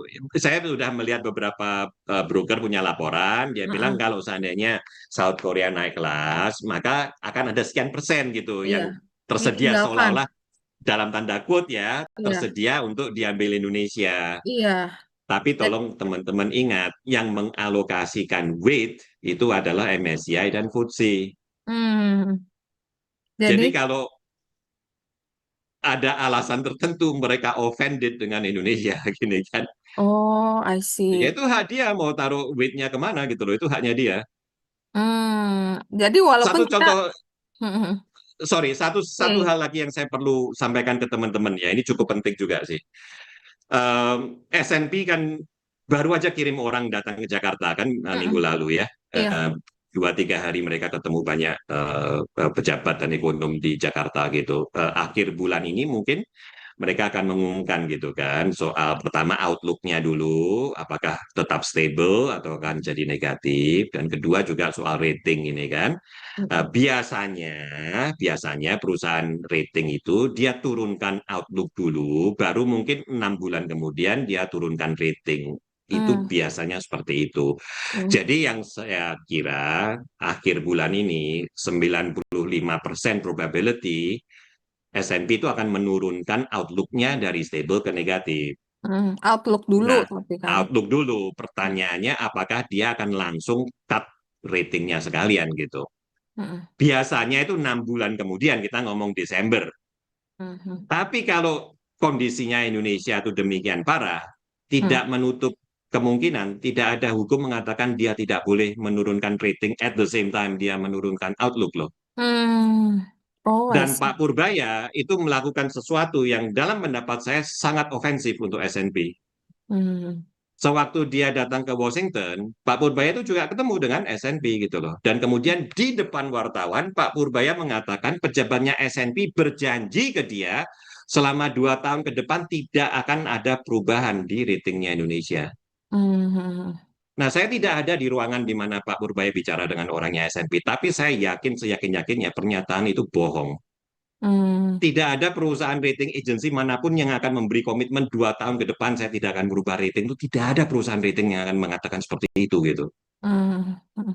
Nah, jadi S&P-nya sendiri sangat sopan, mereka nggak komentar apa-apa. Tapi ya Bapak Ibu bisa bisa pikir sendiri lah sebagai manusia, kalau kita ketemu terus orangnya ngomong di depan apa media massa sesuatu yang sama sekali tidak benar, perasaan kita gimana gitu kan.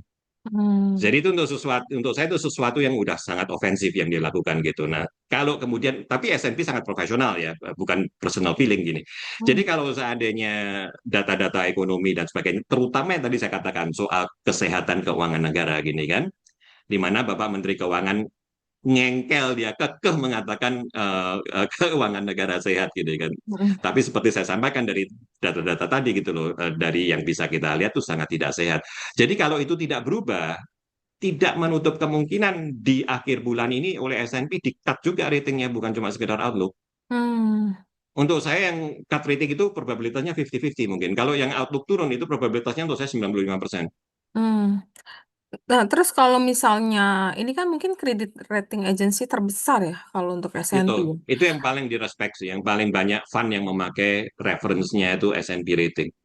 Nah, kalau misalnya sampai amit-amit ada cut, entah itu outlook atau rating, itu dampaknya langsung ke mata uang kita atau ke bond atau kemana lagi nih? Jadi saya punya satu teman, saya sendiri Mm. ngaku saya bukan ahli bonds ya, hidup saya Mm. kebanyakan berkecimpung di dunia saham gitu. Tapi teman saya ini, saya sampaikan aja langsung, dia Head of Fixed Income Research-nya Mandiri Sekuritas ya. Dalam pendapat saya dia yang terbaik sih di dunia fixed income.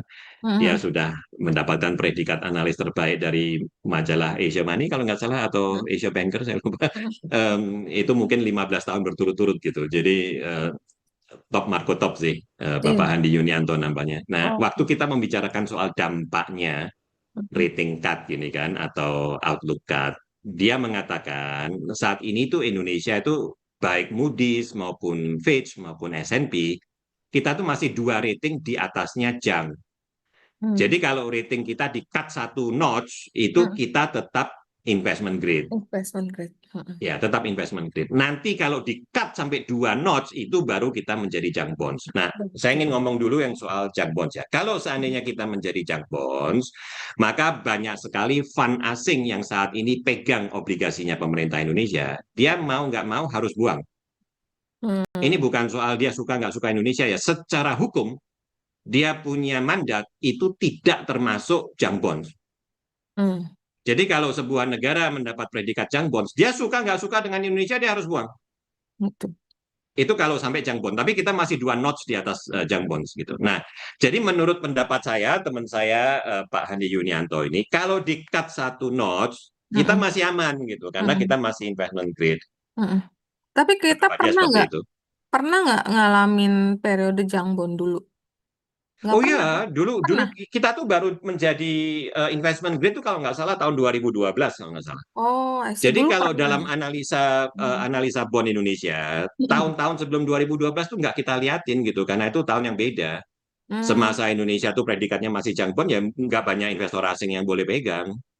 Oh, I see.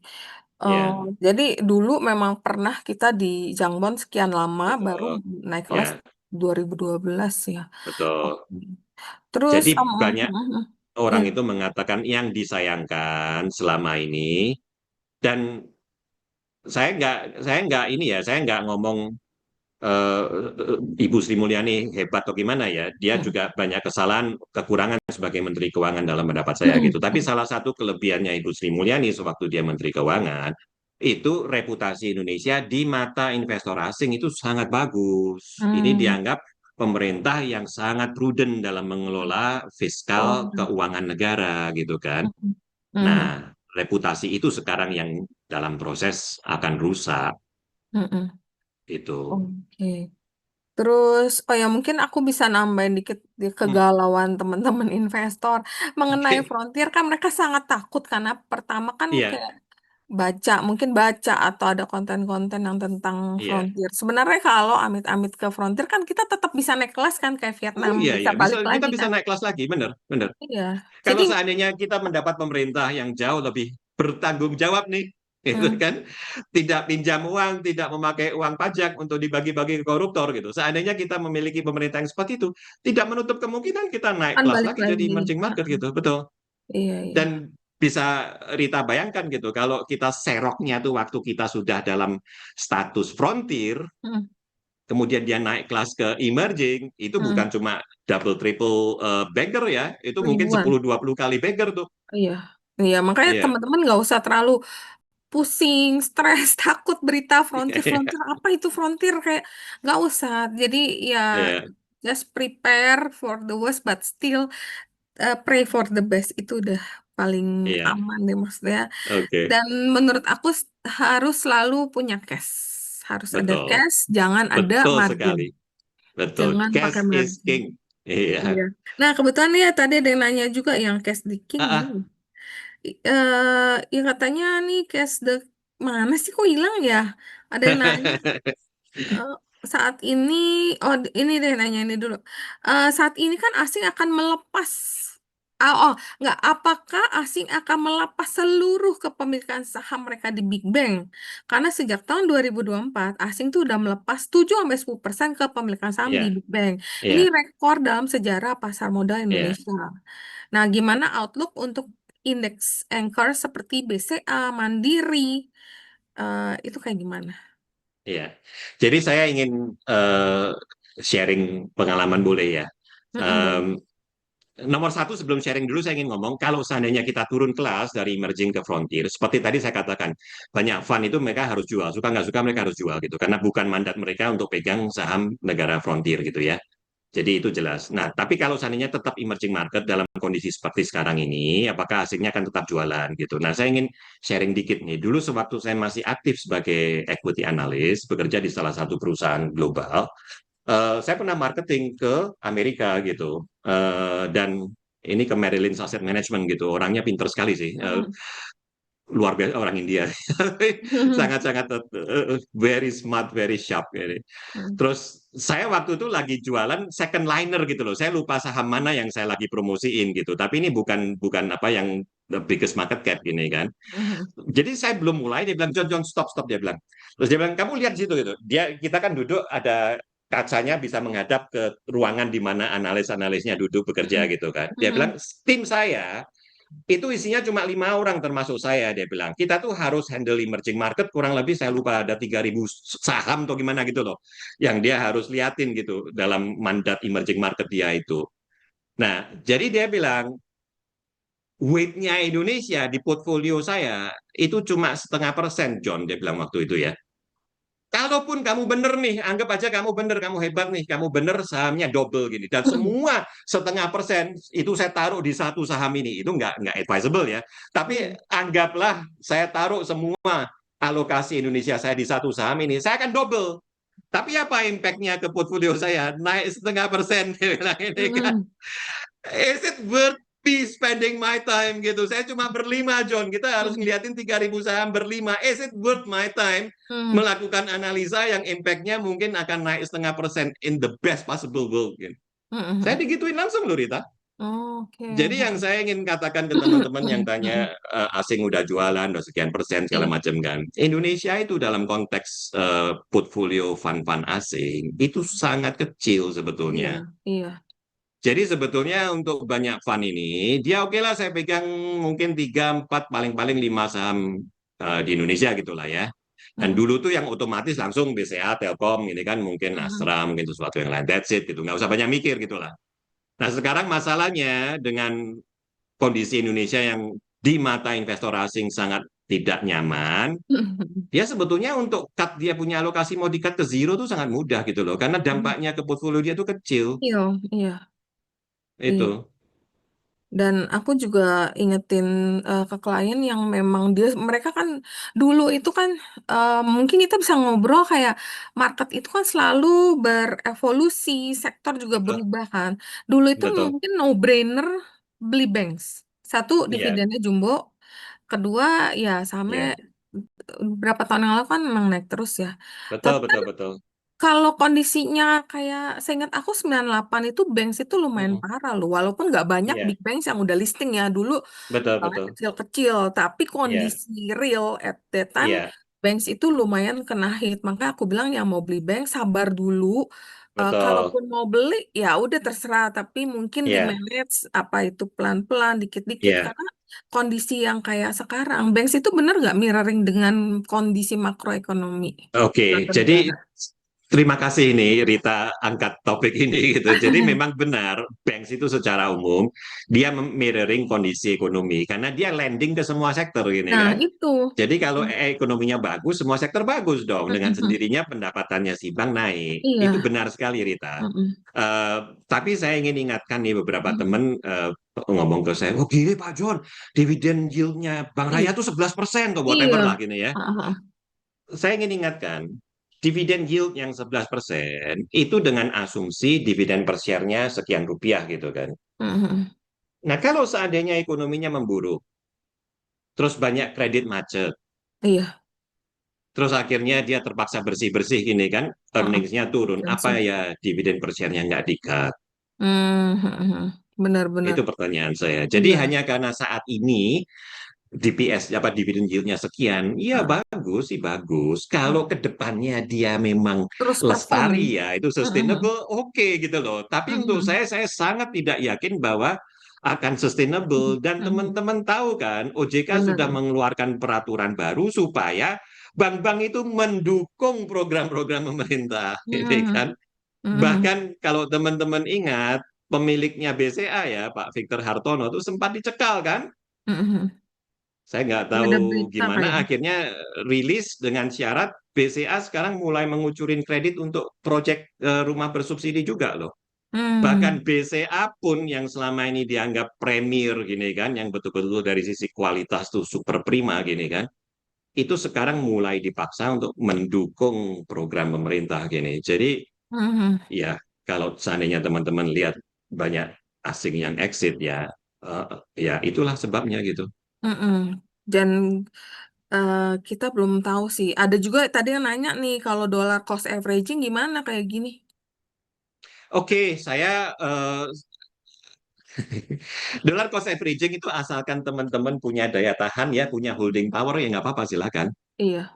Tapi banyak sekali yang akhirnya gagal. Jadi awalnya dia ingin oke saya akan lakukan dollar averaging ini. Setelah 3 bulan turun terus nggak kuat ya akhirnya berhenti Mm-mm. ini kan. Iya. Jadi makanya saya tanya boleh kalau kawan-kawan punya holding power nih. Mm. Dan jangan salah loh, banyak periode itu bear marketnya bisa 1 tahun, 1 tahun setengah, 2 tahun gini kan. Wow. Duh, Jadi ngeri. jangan dipikir, oh udah 6 bulan akan naik, siapa bilang gitu. Hmm. Ya memang kalau menurut aku kalau kondisinya krisisnya di luar kayak waktu kemarin yang trade war ya, itu kan di Ya, sana. Itu mungkin betul kita betul boleh.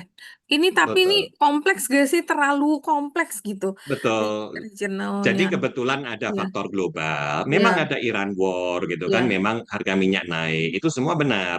trigger. Tapi kemudian ada alasan yang spesifik tentang Indonesia gitu. Mhm. Jadi Hmm. untuk saya ya udahlah, Iran War kita kan nggak bisa ngapa-ngapain, pemerintah Indonesia nggak bisa ngapa-ngapain juga gini kan. Mhm. Eh, Sebetulnya soal kenaikan harga minyak, saya harus memuji pemerintah Prabowo sih. Mereka Mhm. sanggup mendapatkan suplai minyak gini kan, sehingga paling nggak kita tuh minyak di apa di tempat pompa minyak minyak tuh bensin tuh ada gitu loh. Di Ada. Filipina tuh bahkan sama bensinnya tuh sampai kosong loh. Ini kan. Oh, Jadi oh. dari situ itu saya kasih kredit gini ke pemerintah Pak Prabowo, Mhm. bagus mereka yang soal itu bagus gitu. Jadi kalau yang faktor-faktor global itu ya memang kita nggak bisa ngapa-ngapain gini kan. Ya tolong yang faktor lokal nih yang Mhm. diberesin. Mhm. Oke, ini juga ada pertanyaan, mungkin perlu explore strategi hedging inside currency market, bond and equity. Cara hedgingnya tuh bagaimana? Cara hedgingnya Iya. bagaimana? Aku juga Jadi untuk sampai saya sekarang juga lagi bingung mau pindah ya kemana gitu istilahnya. Sementara cara ya, pindah hedging ya sementara, bukannya seterusnya. ya cara hedging yang paling baik untuk saya ya atau kita beli US dollar atau kita beli Singapore dollar gitu. Not Hmm, necessarily karena kita ingin untung besar, bukan, oke, tapi untuk hedging. oke. Ya kan, kalau rupiahnya melorot terus ya US dollar atau Singapore dollar kita akan menghedging gitu, menghedge kita punya portfolio. Hmm. Ada yang bilang kalau Indon gimana? Ya, Indon ini saya agak into minds ya dan saya nggak yakin mau menjawab bagaimana. Yang jelas Hmm. dan antara lagi planning mau jualan US dollar bond juga nih. Heeh. Iya, kalau kayak Five gitu gimana? billion dollars loh, gini kan. Heeh. Dan ini untuk saya istimewa. Kalau seandainya nih dia berhasil, sorry kalau jualan sih pasti bisa. Heeh. Pertanyaannya at what price gitu kan, dengan Heeh. yield berapa gitu. Kalau dia nggak keberatan yield mahal sekali ya pasti laku gitu. Nah, tapi kalau seandainya dia berhasil jualan dengan yield yang reasonable, maka ya mungkin Indon itu mungkin safe dalam arti investor luar punya view tentang dollar based Heeh. bonds di Indonesia itu masih oke gitu. Ini teman-teman perlu saya jelaskan sedikit ya. Heeh. Cara bond investor dan cara equity investor melihat investasinya tuh beda loh. Oh, Kalau investor saham itu dia sangat concern dengan kondisi ekonomi, kondisi profit growth, ini kan kondisi iya. revenue growth dan sebagainya gitu. Kalau bond investor dia tuh cuma tanya waktu bondnya jatuh tempo dibayar nggak? Hmm. Sewaktu kuponnya jatuh tempo dibayar nggak gitu. Itu aja pertanyaan dia gitu. Nah, jadi kalau kita ngomong yang masalah dollar bonds, dia akan lihat Indonesia punya forex reserve berapa, kita punya trade surplus berapa, gini kan. Jadi kira-kira sanggup nggak gitu. Kalau dalam pendapat mereka masih oke, ya meskipun ekonominya goyang-goyang, untuk bond investor it's fine. Heeh. Yang nggak fine itu kalau seandainya terus kita ratingnya turun ke junk bond, ya itu nggak fine. Oh, kena juga ya kalau Karena misalnya dia akan kena kalau kita sampai ratingnya jadi junk bond, ya suka nggak suka dia harus jual. Oh, oke. Iya. Waduh, repot juga ya Makanya kayaknya. S&P itu sebetulnya penting sekali loh. Ini Mhm. sesuatu yang pemerintah dalam pendapat saya terlalu memandang remeh ya. Mhm. Eh, Dipikir oh aman, pasti aman gitu. Hati-hati karena impact-nya kalau S&P yang cut rating itu jauh lebih besar pendapat saya ya Hmm. dibanding MSCI atau FTSE menurunkan kita ke Hmm. kelas frontier market. Benar. Benar sih kalau untuk rating buat untuk MSCI, FTSE mau di downgrade itu buat aku paling jeger gitu, shock. Ya, betul, betul, Tapi nanti betul, akan orang namanya main saham atau investor iya itu ya, kadang lupa atau company-nya betul. ada berita apa itu bisa naik lagi. Betul, betul, betul sekali, betul sekali. Nah, seperti saya katakan, sebetulnya banyak broker tuh lokal udah nunggu gitu. Udahlah daripada pusing-pusing, udah mau frontier nggak apa-apa gini. Iya. Karena dia yakin dia justru akan prosper gitu di Hmm. era frontier market gini Iya. kan. Jadi Dan ya, Indonesia juga SID-nya udah 27 ya, 27 ya juta. benar Ya udah gitu main kan. sendiri aja sih. Betul, betul sekali, betul sekali. Ya, cuman kalau mau ngajak Iya, asing nantinya mesti iya, balik lagi ke iya. emerging Karena market. poinnya seperti ini. Orang tanya, jadi kalau gitu apa sih perlunya ada asing di dunia bursa saham ini Ya, kan? benar-benar. Perlunya adalah apabila ada perusahaan besar mau IPO. Oh, Kalau perusahaan besar IPO gini kan, dan investornya lokal semua ya, dia nggak bisa jualan terlalu besar gitu. Size IPO dia nggak bisa terlalu besar. Cuma oh, I see. masalahnya di Mm-mm. Indonesia itu size yang sizable, IPO yang sizable terakhir itu Goto di tahun 2022. Hmm. Nah, setelah itu tidak ada satupun IPO lain yang size-nya tuh gede gitu. Oh, gitu. Yang kayak, Jadi sebetulnya, hah? Yang, jadi sebetulnya untuk banyak apa ya pengamat pasar gitu ya, Mhm. ya kita mau ada asing nggak asing sebetulnya nggak banyak beda gitu loh. Ada asing pun kita Iya, udah susah untuk jualan IPO yang sizable udah susah gini kan. Jadi ya iya. ya udah. Mungkin, tapi mungkin buat beberapa company yang naik, mereka berharap di appreciate asing, mereka bisa masuk ke indeks. Tapi sekarang sebenarnya kalaupun nggak ada MSCI, ya udahlah, muter-muter aja. Jadi, tapi Betul. ada risk mungkin buat kita sebagai investor retail nanti, amit-amit Iya. kalau sampai ke market frontier, ya kita akan very volatile kelihatannya. Oh iya iya iya iya. Sangat sangat Itu, sangat itu akan setuju sangat, dengan Rita, setuju dengan Rita. itu Karena akan. kalau pemainnya bandar semua, ya Hmm. naik bisa ribuan persen, turun juga bisa Iya, 80 minus 80% minus benar. 90% gitu. Jangan kaget gitu kan. Iya, dan nggak bisa Iya, exit ke MSCI lagi karena kita kan udah nggak nggak ada. Iya, dianggapkan di sana. Nah, itu iya, persiapan juga nih buat kita. Jadi risknya tuh bakalan lebih tinggi, high risk juga benar. high return. Tapi Benar, benar, benar. Jadi oke, di terus era seperti itu, sebetulnya saya pikir teman-teman harus lebih mendengar lagi nih ke Rita, enggak lah, influencer yang berbobot nih harus didengerin gitu kan. enggak lah, dengerin teman-teman yang punya pengalaman kayak John. Jadi mungkin lebih hati-hati, jangan terlalu banyak dengerin orang yang Iya, baru ya, kalau baru gini loh, iya, mereka tuh belum ngalamin yang namanya kepahitan di stock market seperti apa. Karena banyak kan muncul kan setelah COVID. COVID itu kan betul. ya jeger sebentar baliknya cepat. Nah, tapi kan Iya, belum ngalamin krisis tuh seperti apa. Takutnya diajak iya. rekomen, dia sendiri juga belum punya pengalaman, ntar nggak ngajak keluar gitu kan, kasihan ya Iya, kan nyangkutnya. iya. Terus, tadi ada yang nanya, ada yang Oh nanya, maaf, tadi saya lihat ada yang tanya apakah saya punya sosmed. Untuk informasi Bapak Ibu, saya tidak punya sosmed ya. Jadi oh, saya cuma muncul apabila eh, Nona minta. Rita mengundang gini. Kayaknya Itu lu aja. mesti bikin deh yang proper gitu. Isinya Eh, edukasi semua. Gimana ya? Saya sebetulnya sangat respect sih ke proper influencer seperti Rita gini, karena kalian punya operasi gitu loh. You have an operation.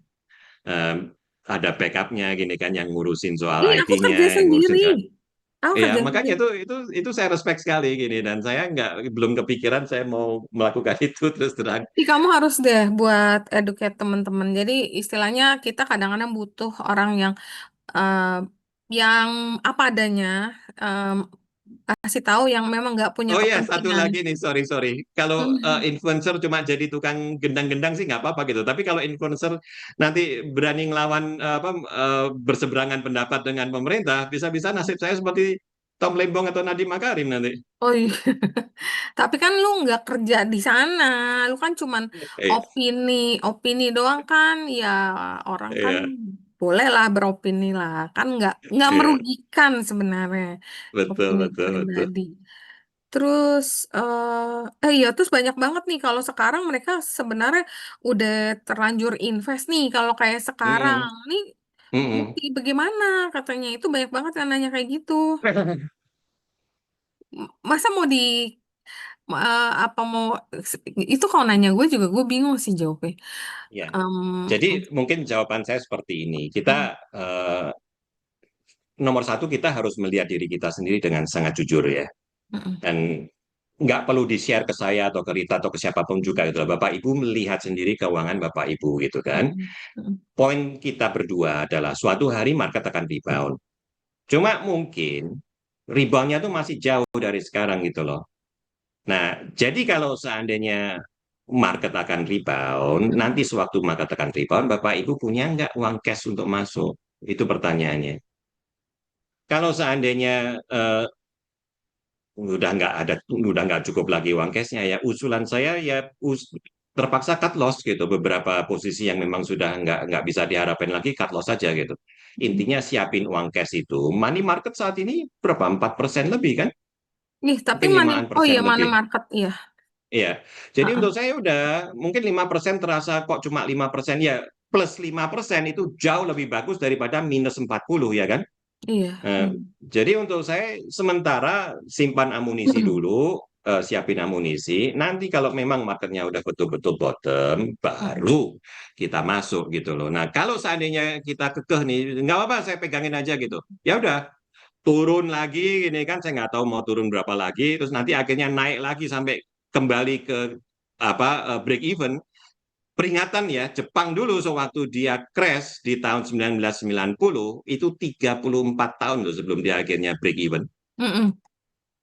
Jadi nggak ada tidak ada jaminan di dunia ini bahwa break even itu akan terjadi cepat gitu. Oh iya. Eh, jadi itu poin saya. Kalau Bapak Ibu merasa oke saya punya cukup cash reserve gini juga nggak masalah ya udah.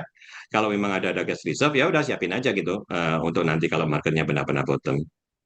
Iya, mungkin eh, sekali lagi mesti cek juga fundamental dari company yang kalian pegang. Kalau fundamentalnya bagus, contoh misalnya, contoh BCA deh, itu kan company Iya, bagus. Ya, kalau iya, ekonomi Indo someday udah recovery, itu juga pasti recovery akan kenceng. Itu bakal di-appreciate juga benar, kok sama investor benar, fund benar. gitu. Jadi ya mungkin kayak tadi dia bilang mesti gimana ya kalau aku sih sebagian aku cut juga kayak dengan aduh ya udah namanya kita salah ya maunya niatnya mau trading nge-swing ternyata keadaannya berubah story-nya Hmm, tiba-tiba narasi hmm, sangat-sangat berubah karena kemarin kita pegang kan komoditi karena komoditi dengan kebangkitan AI dengan boom AI eh, semiconductor segala macam kan kebutuhan akan komoditas juga tinggi kan. betul, betul, Tiba-tiba betul, dan dia juga US dollar earner seperti Teh John bilang betul, betul, tiba-tiba berubah betul, narasinya ya betul udah sekali. Iya, kita harus iya, ya udah let go tapi biasa aku let go-nya cari waktu yang lebih tepat pas dia ada mantul betul, baru betul. buang. Ya, very smart, very smart. Iya, benar. Iya. Oke, sebenarnya ini masih banyak banget ya pertanyaan. Mungkin teman-teman juga eh, galau, pengen banyak yang nanya, tapi sayang banget waktu kita udah 1,5 jam Habis. udah menghabiskan waktu John Iya, di sini. enggak menghabiskan waktu Rita juga nih. Mungkin ada closing statement untuk teman-teman. Mungkin nanti kapan-kapan kita ngobrol lagi ya John untuk memberikan ya insight ke teman-teman. Semoga bisa membantu sedikit insight dari teman-teman. Iya. Jadi untuk saya, tolong teman-teman ingat formula saya tadi untuk kapan market rebound ya. Pertanyaan saya, apabila masalah-masalah yang saat ini membuat IHSG itu turun sekali dan membuat rupiah itu melemah, seandainya masalah itu mulai ditangani oleh pemerintah, maka sebetulnya kita udah nggak jauh dari market bottom. Hmm. Tapi kalau seandainya pemerintahnya tetap kekeh gini kan, dia tidak bersedia mengakui ada masalah, ya mungkin kita masih jauh dari bottom. Jadi sebetulnya kalau untuk menjawab kapan market rebound, untuk kapan market bottom, sebetulnya nggak susah menjawabnya gitu loh. Secara konsep itu sangat sederhana. Pemerintah bersedia nggak memperbaiki. Selama itu tidak bersedia, masih panjang. Kalau dia bersedia, ya mungkin dekat. Jadi Iya. bisa aja minggu depan contohnya ya, contohnya. Kalau minggu depan tiba-tiba Pak Purbaya diganti oleh Pak Khatib Basri atau Pak Budi Gunasadikin, Mm-mm. dan paling penting, sewaktu mereka masuk, ini harapan saya, sewaktu mereka masuk, mereka ngomong ke Pak Prabowo, saya bersedia menjadi Menteri Keuangan apabila program-program ABC ini diberesin gitu. Hmm. Karena kalau enggak, dan siapapun juga pejabat baru yang terhormat segala macam. Kalau program-program yang syarat korupsi itu jalan terus, ya rupiah tetap aja melemah terus. Karena Nggak ada trust gunanya. ya. Saya rasa orang seperti Pak BGS dan Pak Khatib Basri mereka tahu benar sih. Jadi ini mirip-mirip seperti kejadiannya sewaktu Ibu Sri Mulyani diminta menjadi Menteri Keuangan kembali ya di era Pak Jokowi. Dia kan sudah pernah men-Q di zamannya Pak SBY. Iya, Nah, waktu itu kan bentrok dengan Abu Rizal Bakri. benar. Pak SBY lebih berat mendukung Abu Rizal Bakri daripada dia, jadi dia di depan keluar kan.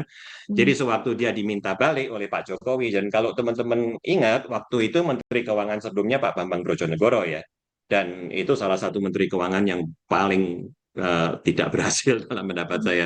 Jadi kondisi ekonomi Indonesia atau kondisi keuangan negara juga buruk waktu itu. Nah, jadi Pak Jokowi sangat memerlukan Ibu Sri Mulyani, dan meskipun nggak pernah dibeberkan secara umum, saya yakin waktu Ibu Sri Mulyani masuk, dia kasih syarat gitu. Nanti kalau ada clash lagi soal anggaran gitu kan, Bapak harus dukung saya. Dan benar sewaktu periode pertama Pak Jokowi itu sangat ketat. Indonesia mempunyai reputasi yang bagus, mempunyai reputasi yang harum gini kan di mata investor asing untuk bonds. Itu bukan tanpa perjuangan loh. Jadi itu yang saya harapkan. Kalau minggu depan seandainya seseorang yang berbobot diangkat sebagai Menteri Keuangan, dan dia masuk dengan dukungan Pak Prabowo untuk membereskan program-program itu, maka sebetulnya minggu depan pun juga market akan rebound. Iya, makanya. Kita nggak ada yang Itu tahu sih market sih. betul, betul. Jadi pesan terakhir saya mungkin jangan kecil hati, Bapak Ibu perlu siapkan cash reserve gini kan Benar. sehingga sewaktu akhirnya market rebound udah ada amunisinya. Itu aja sih yang mungkin yang saya Iya. ingin sampaikan. Mungkin cash reserve sama apa ya kayak stop loss kalau ternyata kita kan berapa kali ini Oh, yang parah ini kena orang bilang tuh kena prank karena iya, beritanya bagus, tiba-tiba iya, iya, iya, kayak contoh yang oh bagus-bagus nih, oh iya, ada iya. royalti, terus jebol lagi kan ke bawah. Benar, benar, Habis benar, itu dia bilang batal. Oke, bagus, udah tenang. betul. Udah masuk lagi, tiba-tiba bikin Danantara yang sumber energi itu. Itu kan bikin investor Iya, takut lagi, kena lagi gitu loh. iya, Nah, makanya benar. money sama money management. Jadi kalau misalnya Betul sekali, cashnya benar ada, sekali. Money managementnya itu nomor satu. Jadi kalau kita ada beberapa pilihan ya. mm, Kalau investor yang konservatif, waktu market mulai rebound dia nggak langsung masuk Rita, karena dia takut di mm, prank ini kan. oh Udah saya gitu. biarin aja. Mau naik 15% dulu baru mungkin dia masuk gitu Oh, kan. I Jadi kalau see. dia udah yakin bahwa Heeh, kondisinya itu betul-betul memang sudah mendukung untuk market heeh. rebound, baru dia masuk. Bahwa dia Hmm, masuknya terlambat 15% atau 20%, dia nggak masalah untuk dia gitu oh, loh. I Karena see, kita I kan see. naiknya kan bakal banyak gini kan. Iya. Itu yang konservatif. Nah, kalau teman-teman lebih agresif, ingin Heeh. masuk deket-deket waktu market bottom, boleh. Hmm, Tapi poinnya Rita tentang risk management itu jadi hmm, sangat-sangat penting sekali gitu. hmm. Iya, iya, benar sih. Jadi, eh money dan money management itu penting banget di saat ini. Iya.